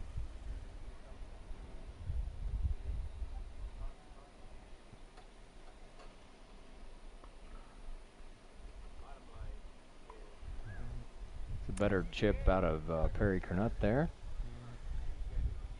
Yeah, that was a nice touch. I mean, left himself a little short, but I think he'll be able to make that one. So Tomerlin and Fawcett now as they hit their third shots. Both opportunities for birdies here. Little punch. Oh, just rolled it past. And that's the bad thing, as we've talked about all day. On that side, if you do it that hard, it's going to roll off this green as his partner's waving to his orange ball. PK now, using the Texas wedge, as we called it, from that first cut. So, putting out of that first cut.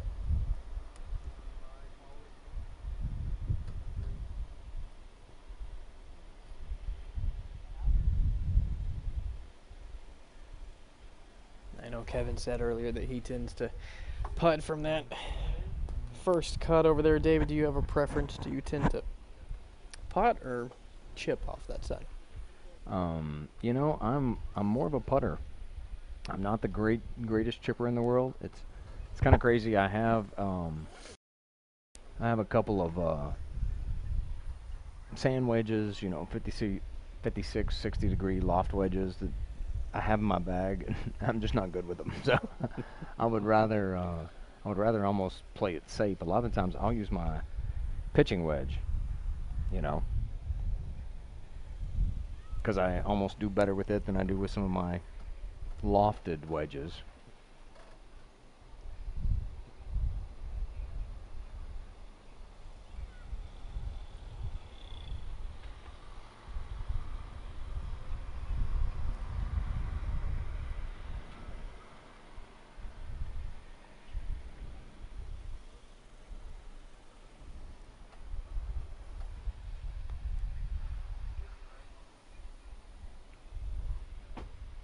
So it looks like they're taking their time here. Well, going to get a good look at it, and actually they are closer, but they're going to allow them to take their putt first. And a good putt there. Yeah, a good finish off for Perry there after struggling out in the fairway. Well, or lack thereof the fairway.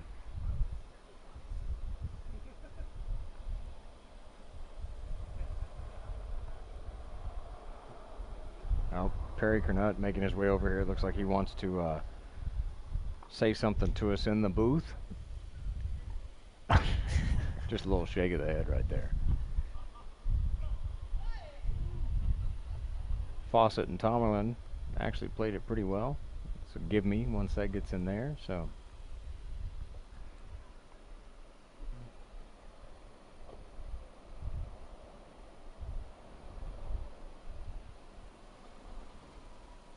little fist bump. As PK Kelly tries to finish out.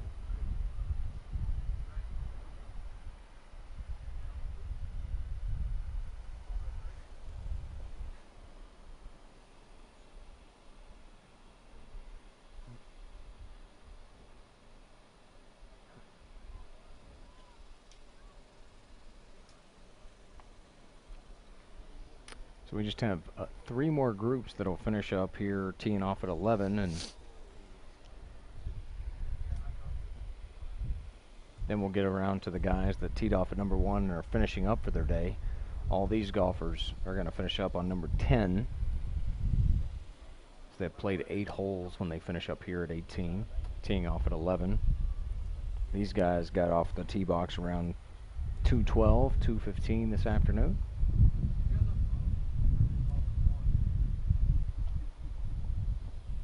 And he goes ahead and makes that putt to finish up.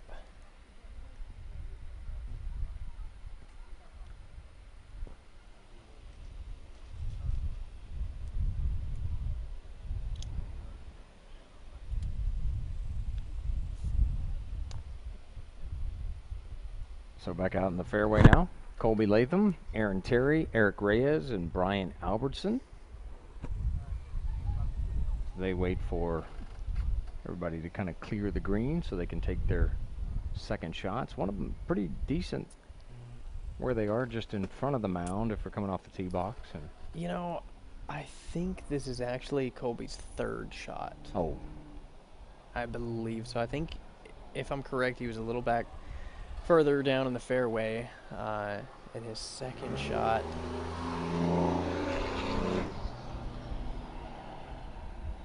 Left him just short over there. It's also going to leave him a little bit short down here in front of the bunker on our right-hand side, their left-hand side.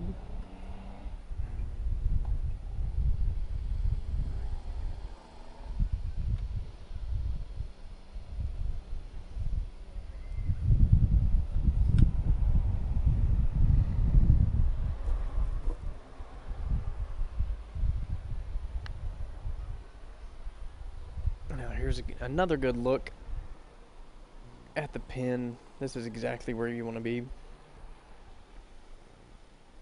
Down on our left side of the fairway. He should be coming in with about an 8-iron for there. We'll see what he can do with it.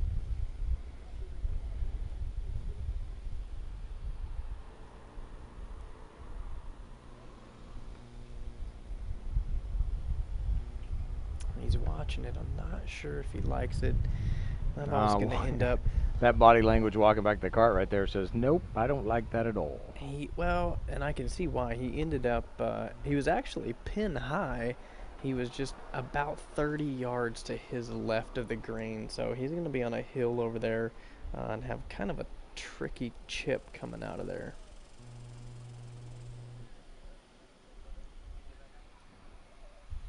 Trying to get a judge on the distance here. Now from this side, again, it's not bad.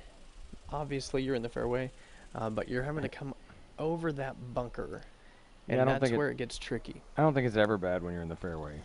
Well, that's because I'm true. rarely there, so anytime I am there, I'm really happy. Well, you know, we were talking about practice earlier, and I would just like to be able to practice in the fairway when I play. You know, I practice scrambling the whole time. Yeah, Army golf is right, absolutely. Left, right, left. Mm-hmm. But, you know, that's why I make a great partner on a scramble. A scramble, that's right, because you'll hit a good shot every 4th shot. Absolutely. And that shot, again, right there, that's what we were talking about. Even when you are in the fairway there, you're kind of staring down that bunker right in front of you, and it tends to be pretty tricky to get over it and get that ball close.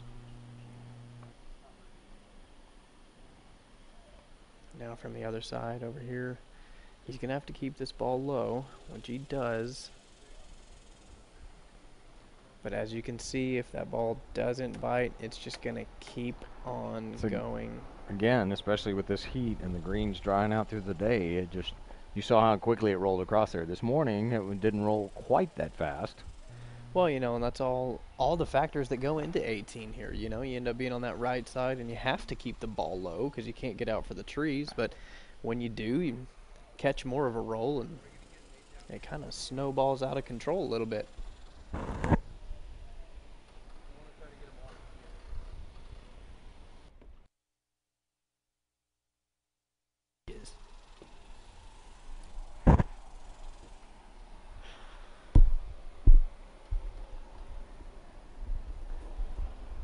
All right, so everybody's scrambling out of this group.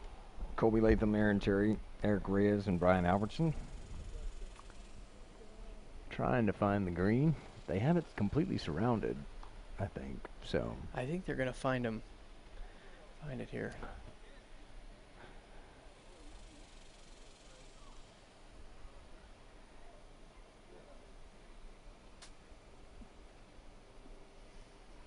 Because I think Colby just put that one a little long. Yeah, tried to get it up in the air. Almost like he turned on it a little bit.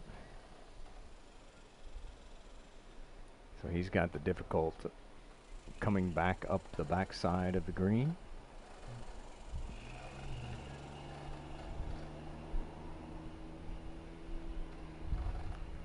You know, with this shot, you can see the fabulous Kevin Collins actually doing his tennis lesson back in the background over there. You can. Across the street. You can see Silver Fox back there doing work. He is actually working, folks. He had to leave us, so.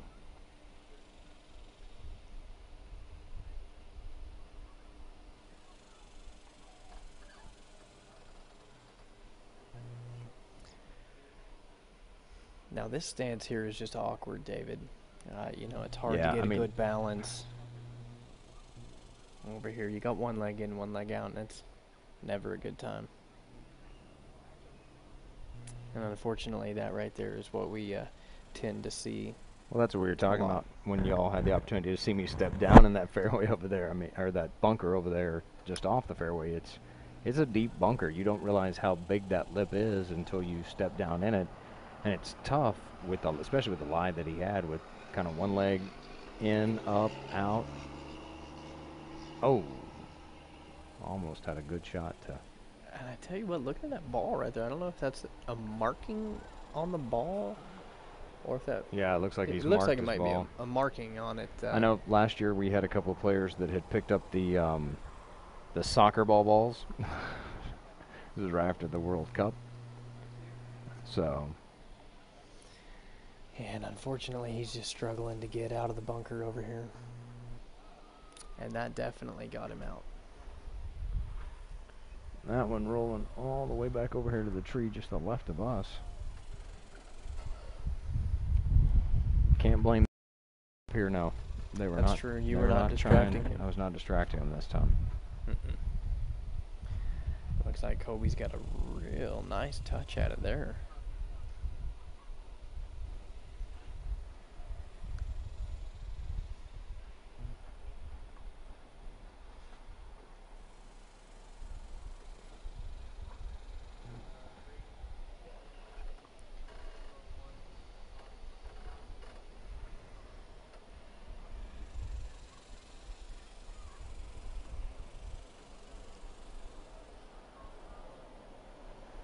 Trying to use that putter to come out of that cut and just didn't quite. It caught there's one of those soccer golf balls I was talking about. Yeah, there you go. You can see it right there. Well, David, I think you can get me a box of those for Christmas. You don't even like soccer, do you? I like soccer. I'm just not good at soccer. Oh.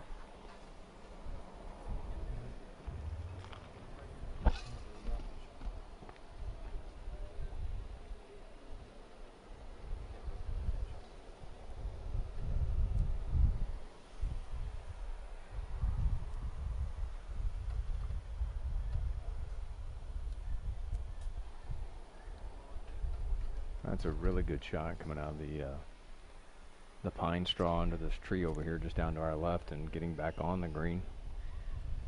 Yeah, it really is. I'm not sure if you could see exactly where he was, but back down under this tree, kind of in some mulch and pine straw, like you said, down there. It's always tough to get your club through that stuff. Yeah, it really is. It's not like hitting in grass, which I'm used to not hitting in the grass as much. Yes, I tend to play out of the sand and dirt.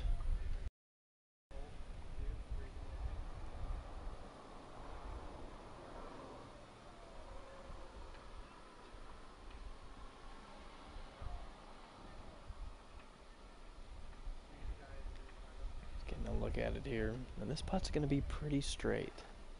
It's not going to turn too much on. That's a good roll.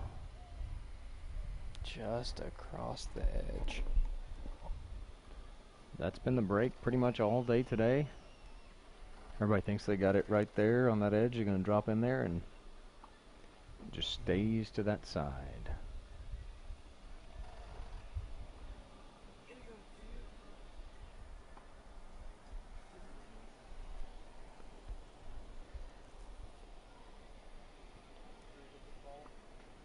Again, we got a couple of groups still out of the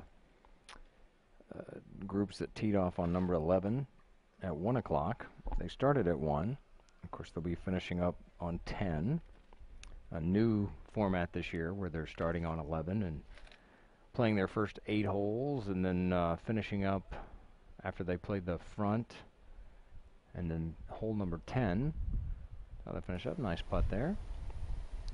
So we've got a couple of more groups, and then we'll get into the groups that teed off on number 1 and are finishing up their day here with us. And that's how we'll finish out our coverage this afternoon, which will probably run, let's see, what time is it now? 5 o'clock? We'll probably be here until about 7:30? Well, that's probably what I would guess. These guys seem to be keeping the pace up as they're moving through here, and I think that's a great thing that Kevin did, and the board, like he said, deciding to start them on the different hole, you know, to keep, because even though it is a par 4 over there, it's difficult with what they have to go through. Yeah, the par 4 10th is just tough with the water and the trees, and that was part of the decision. A lot of folks spend a lot of time either looking for their ball or dropping if they've made it in the water, and so, and then you've got the long par 5 right after that, so it was better just to start them off there and allow teams to get through that par 5 11th and make their way on. It seemed more feasible for everybody. So we got, I believe that's Alan Hines and Jay Moeller right there. That looks like Alan maybe in that golf cart. And J.R. Dunn and Conrad Ramirez.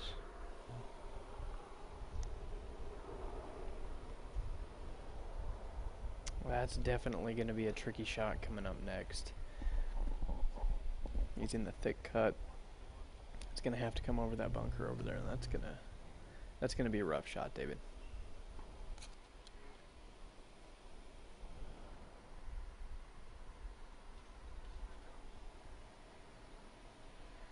I think that's J.R. Dunn there. And he left his a little short. That front side bunker. So we'll see where Hines and Conrad Ramirez are hitting theirs from. Going opposite sides of the fairway either way.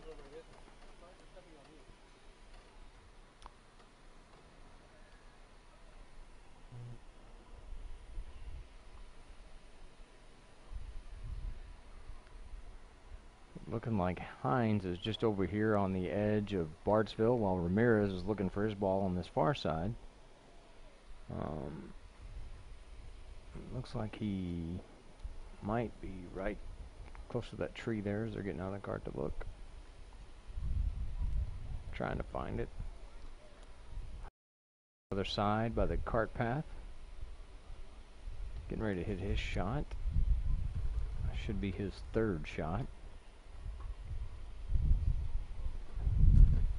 Allen's not going to be happy with that, especially if it makes the bunker, which it just did. Oh, and you know, that leave right there in the sand is going to be tough. He's right up against the edge of that bunker, which means he's got to come out pretty quick or he's going to catch that edge. That's going to be not a fun shot. You're not going to have a lot of follow through with your club because your club's going to catch the corner of that, or the lip of that bunker where that ball is. You can see it right there.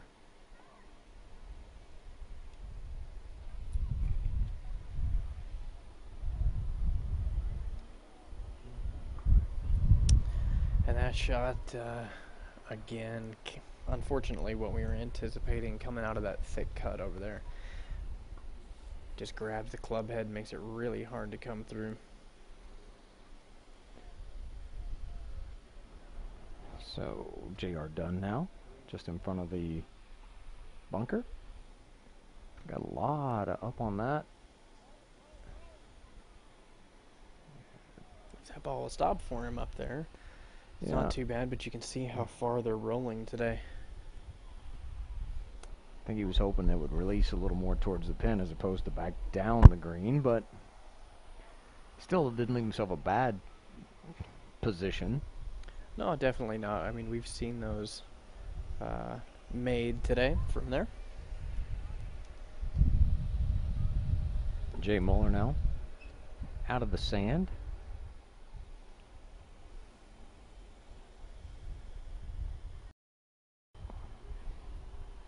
And then his partner Alan Hines from the other sand. Well, we're just getting to see both sides of it here. Just trying to find that sand.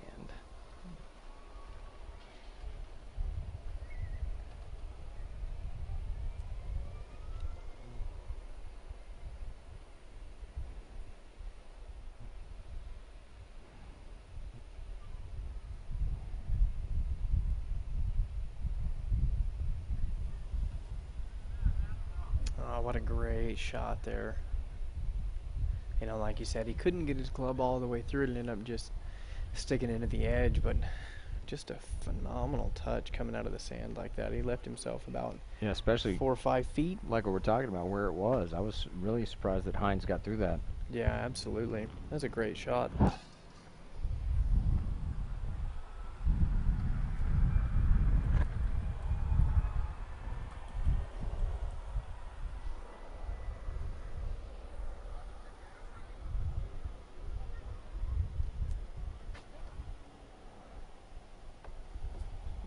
Everybody kind of looking at everybody saying, is it your turn, my turn? Who's going?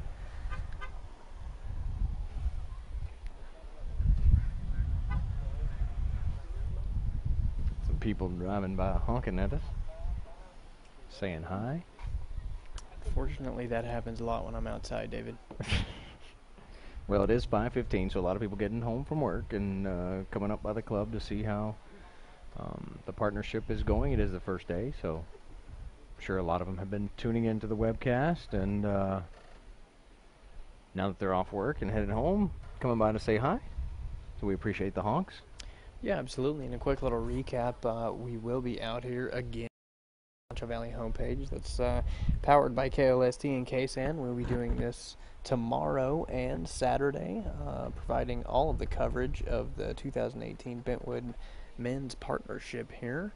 So you guys don't want to miss any of that or any of the phenomenal commentary by David Wagner and myself. And I'm sure Kevin Collins will be joining us again at some point. Yeah, Kevin has said he would be available for the next few days, just for a couple hours, again, like he was today. We appreciate him being out here to start off the coverage, and it helps enhance our coverage a little bit to be able to have him up here and us to be down to talk to some of the golfers as they make their way around. So we do appreciate that from him, because he is a busy guy. He is running this whole facility. Yeah, and you know, also we'll mention that tomorrow we'll have Erin Bailey out here with us, providing some additional coverage. So you guys will get to hear her questions that she has for some people, and she'll also be joining us here on Saturday. So we got a lot of exciting things to come, as well as just the tournament and event itself. They've got a lot of things going. They have the Calcutta tonight. Yeah, absolutely. They've got that. They've also got the Paint and Sip. Paint and Sip for the ladies this evening. Yeah, which is a great thing. I mean, Kevin, they added that a couple of years ago, I think.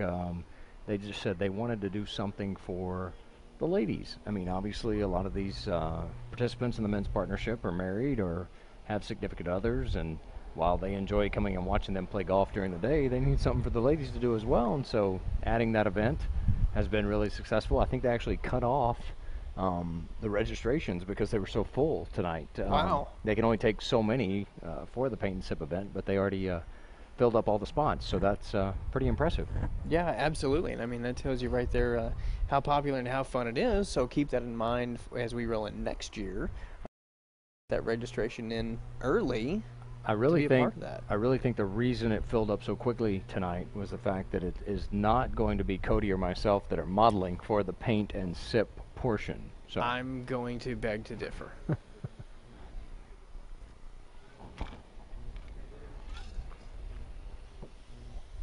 Well, looks like we have another group coming up here. All right, and this again our last group from the 11 tee. Ryan Barnes, Brandon Myers, Brian Raymond, and Graham Sutliff. Got a shot for them right side over there again. Let's see. Oh, a little cart path help. I think that one caught part of the tree, but then he got a great kick off the cart path. Yep. Put himself back into the fairway, so that definitely could have been a lot worse. So I'm wondering if that is their first shot, if that's their drive, that they made it all the way to the corner over there. Those would be some pretty big drives if they did. Looks like Ryan Barnes is going to have the same shot here. See if he gets through the tree. Looks like he clipped it as well and going to end up just about in the same location, just a little shorter. Staying in that first cut.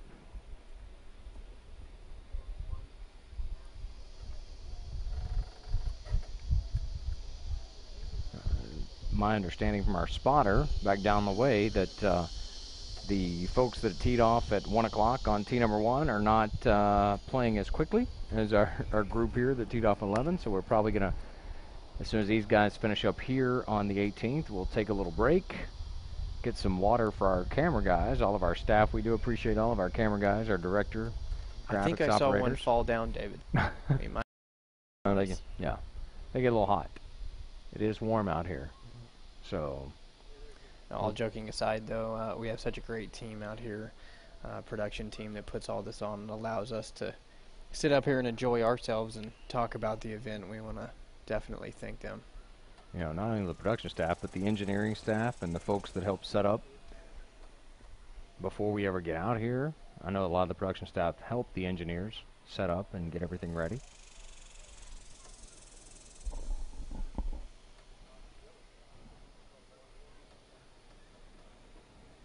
Well, that looks like a pretty good shot there that Ryan had. I think he's going to like that. Yeah, he'll be real happy with that. So, leaving himself with a little work for par, but a lot better position he was before he hit that shot.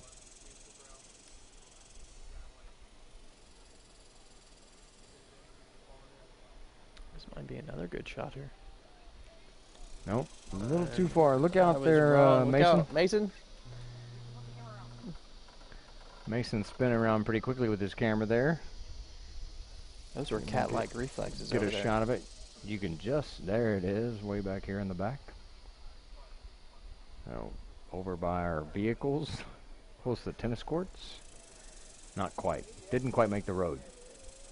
You know, and since we've been in this vantage point for the last couple of years for the Bentwood Men's Partnership, we have seen a couple that have gone over and into the new tennis and fitness center. It has happened.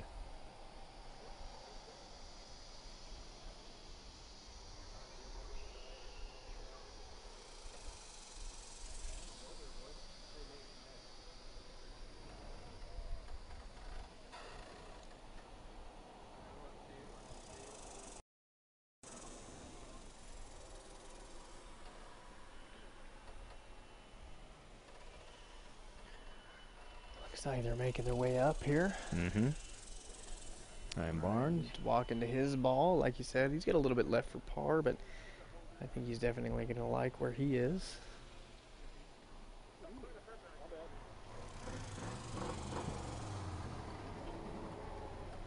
Brandon Myers, his partner. My bad.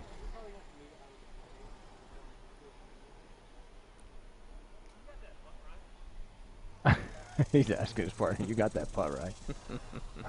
As he looked at his shot from back here. Coming out of the sand, that's a good sand wedge right there. Didn't quite get the roll he wanted, but... no, but definitely a nice out from there. Mm-hmm.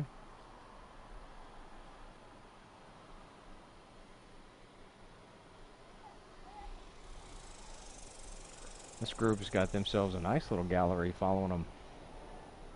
4 golf carts on first day. Watching them play. You might call that an entourage. Mm-hmm. Which I am accustomed to. That or stalking, one of the two. Mm-hmm. So yeah. Only if they can prove it, David. Yeah. All right, so He's trying to make sure that he's not going to smack our KLST engineering vehicle. That's always tough.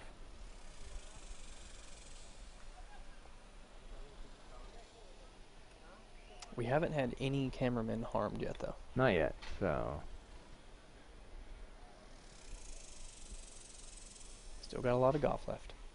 For these guys especially, so.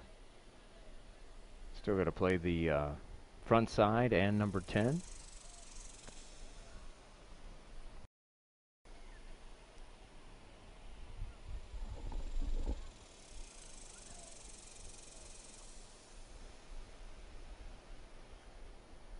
And this spot here is going to be going from left to right. It is uphill.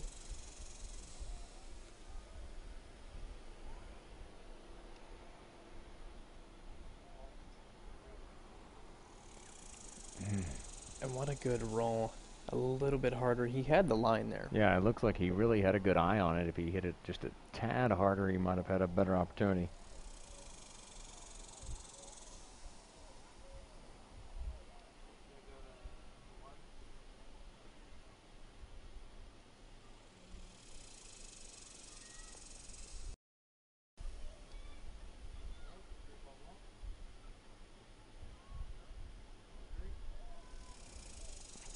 Not real happy with his putting effort right there, you could tell.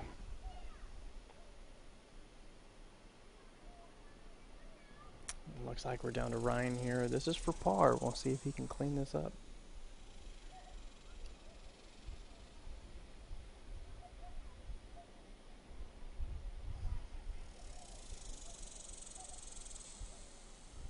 Oh, and he just misses it. Great read, though. Well, like you said, David, it looks like we're going to have a little bit of a break as we wait on this next flight of players to come through. So we will be back shortly after this break. So don't go anywhere. Come back. Watch the continued coverage of the Men's Partnership 2018 here at the beautiful Bentwood Country Club. At Concho Bail Bonds, we have an honest, friendly, and professional staff with over 40 years of experience. We understand that if you or a loved one needs our help, you want fast and efficient service that you can trust. That's why at Concho Bail Bonds, we are here for you 24 hours a day, 7 days a week, 365 days a year, with easy payment plans, and we accept all major credit cards. Y habla español. At Concho Bail Bonds, it is better to know us and not need us than to need us and not know us. We know Texas weather is different from the rest. That's why you should trust the KSAN-Concho Valley Storm Team. We were born and raised in the great state of Texas. And that makes us better prepared to keep you ahead of the storm. Whether it's winter weather, severe storms, or extreme heat. We know this weather because we've lived this weather. Trust the KSAN-Concho Valley Storm Team to keep you ahead of the storm every day. My father passed his truck down to me.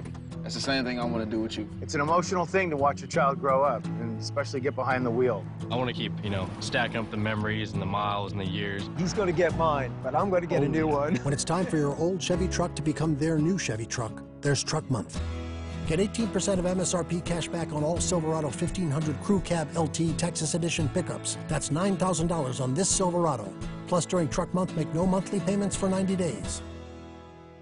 San Angelo now under a very real threat. Severe thunderstorm warning coming in from the north side. And we are also looking for the potential of hail coming from this storm as well, waiting for confirmation either. We're getting reports of quarter-sized hail and wind gusts up to 80 miles per hour. Thanks.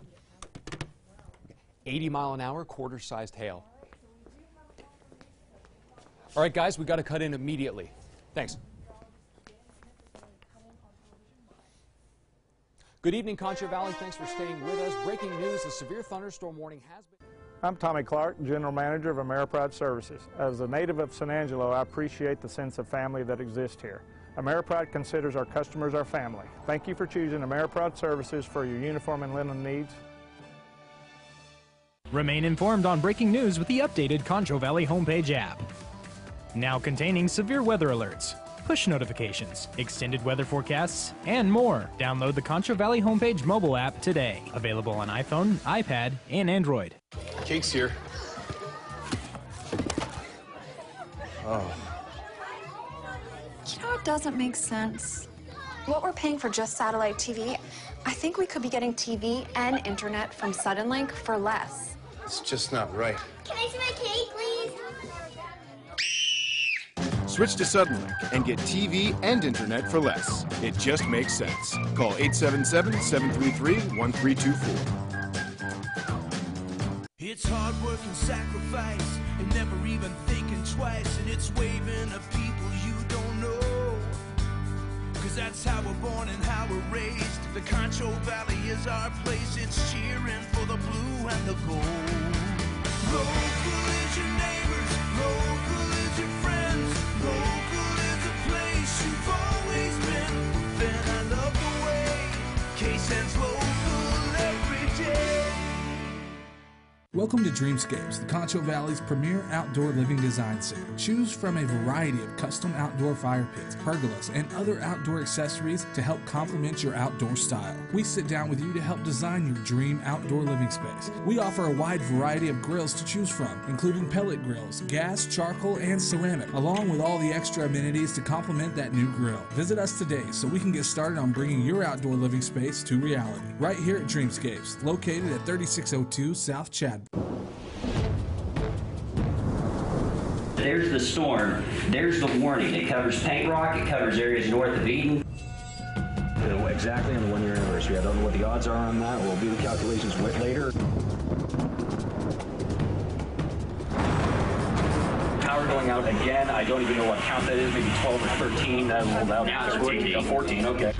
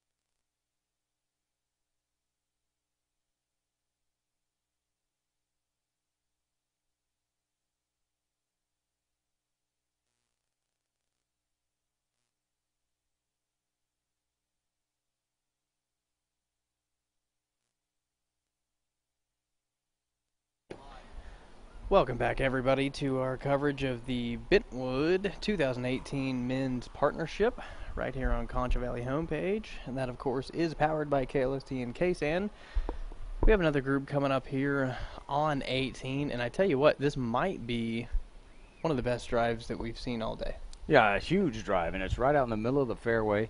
I was trying to see who that is in the purple, I believe. Is that Matt Stanley?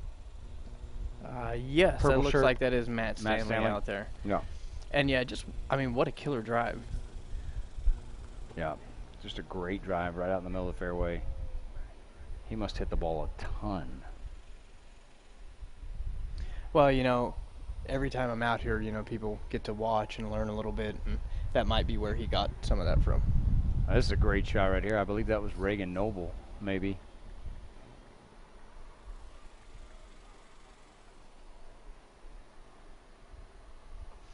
All right, let's see if he can capitalize on this drive and make something happen. I tell you what, I'd love to see a birdie come out of 18 today, David. Yeah, we haven't seen one yet. No, I believe. haven't. The entire first round, we have not seen a birdie at all. So.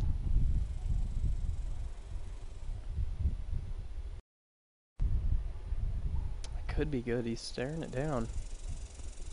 Flops it up there, so it's sitting right on that ridge. He has a good opportunity. It's left him a lot of putt. I tell you what, though, that's by far the best birdie attempt we've seen. But this is where we'll have to see if he reads it the way everybody else has, because everybody else has read it that it goes back to the left and falls down the green because that's where the break is, but it's really pretty straight. You almost have to play it inside the hole. It is, and we've seen a lot of those putts being missed just off the edge of the cup. So that's a good point, David. We'll see how he reads it. It's Brian Gargan now out in the fairway.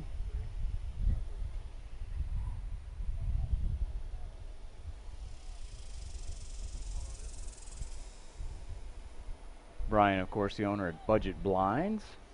And what a great shot right there. And, you know, Brian, here's a little tidbit of information for you. Brian, a former swimmer at SMU University. Oh, really? Brian, being the big old boy that he is now, he was he was much thinner when he was a swimmer at SMU. We like to give Brian a hard time about that, but yeah, great swimmer at SMU. And, of course, like I said, owner at Budget Blinds, which I believe... Winning with Weather. They'll be doing that live tomorrow night from Budget Blinds, and just about this time tomorrow night, almost at the during 6 o'clock news, and they're giving away the Sonos pair of speakers. Yeah, speakers. Mm-hmm. So okay, so Matt Stanley, Bobby Stevens, looking over their respective shots.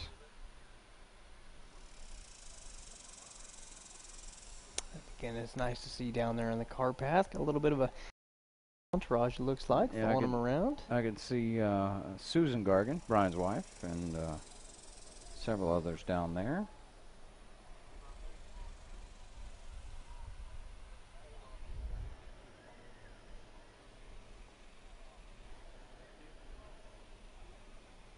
He's not happy with that one. Left himself a little short and hung in that first cut off the green.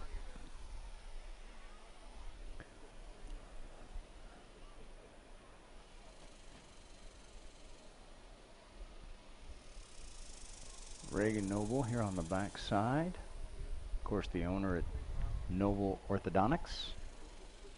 If you're in need of some braces, Reagan can take care of you. Brian and him, long-time participants in the partnership. Trying to help each other out there. You can see he's like about 6 inches, play it this way.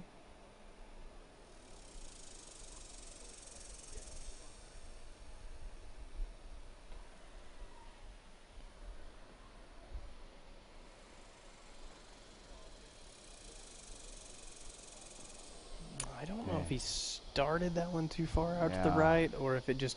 Brian told him about 6 inches, and he ended up playing it about 2 feet out there, and it didn't break, so he might have been a little conflict between partners there. Good Thinking, team. I know you said 6 inches, but I'm thinking more 2 feet. So just didn't break that much. Hopefully they get that resolved there before the next hole. Well, this is their finishing hole now.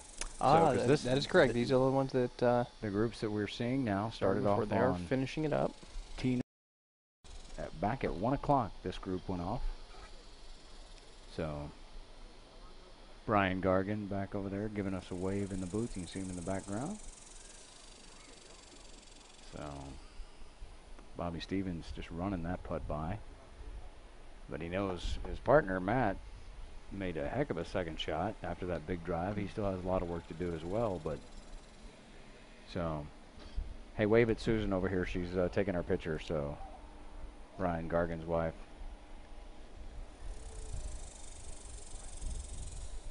Matt getting his partner to mark his ball one side or the other so he can make his putt. This is definitely a long birdie attempt here, but it is a long makeable one for sure. It's more straight than they have thought.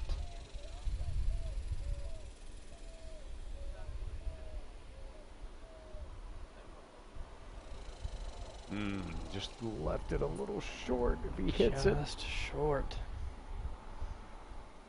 Yep. It's inside the leather, so call that good. Par there.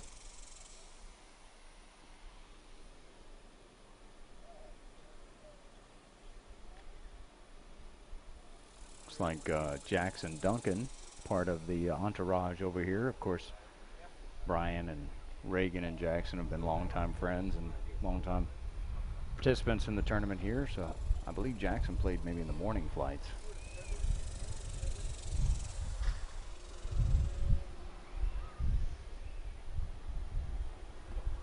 Gargan with a nice putt right there. And you know, he put that exactly where his partner told him to. Gave him a nice read right on the outside. Thank that putt. So handshakes all around here for these guys as we are back underway in our coverage of the 2018 Bentwood Men's Partnership. These are all the teams that teed off at 1 o'clock on tee number 1.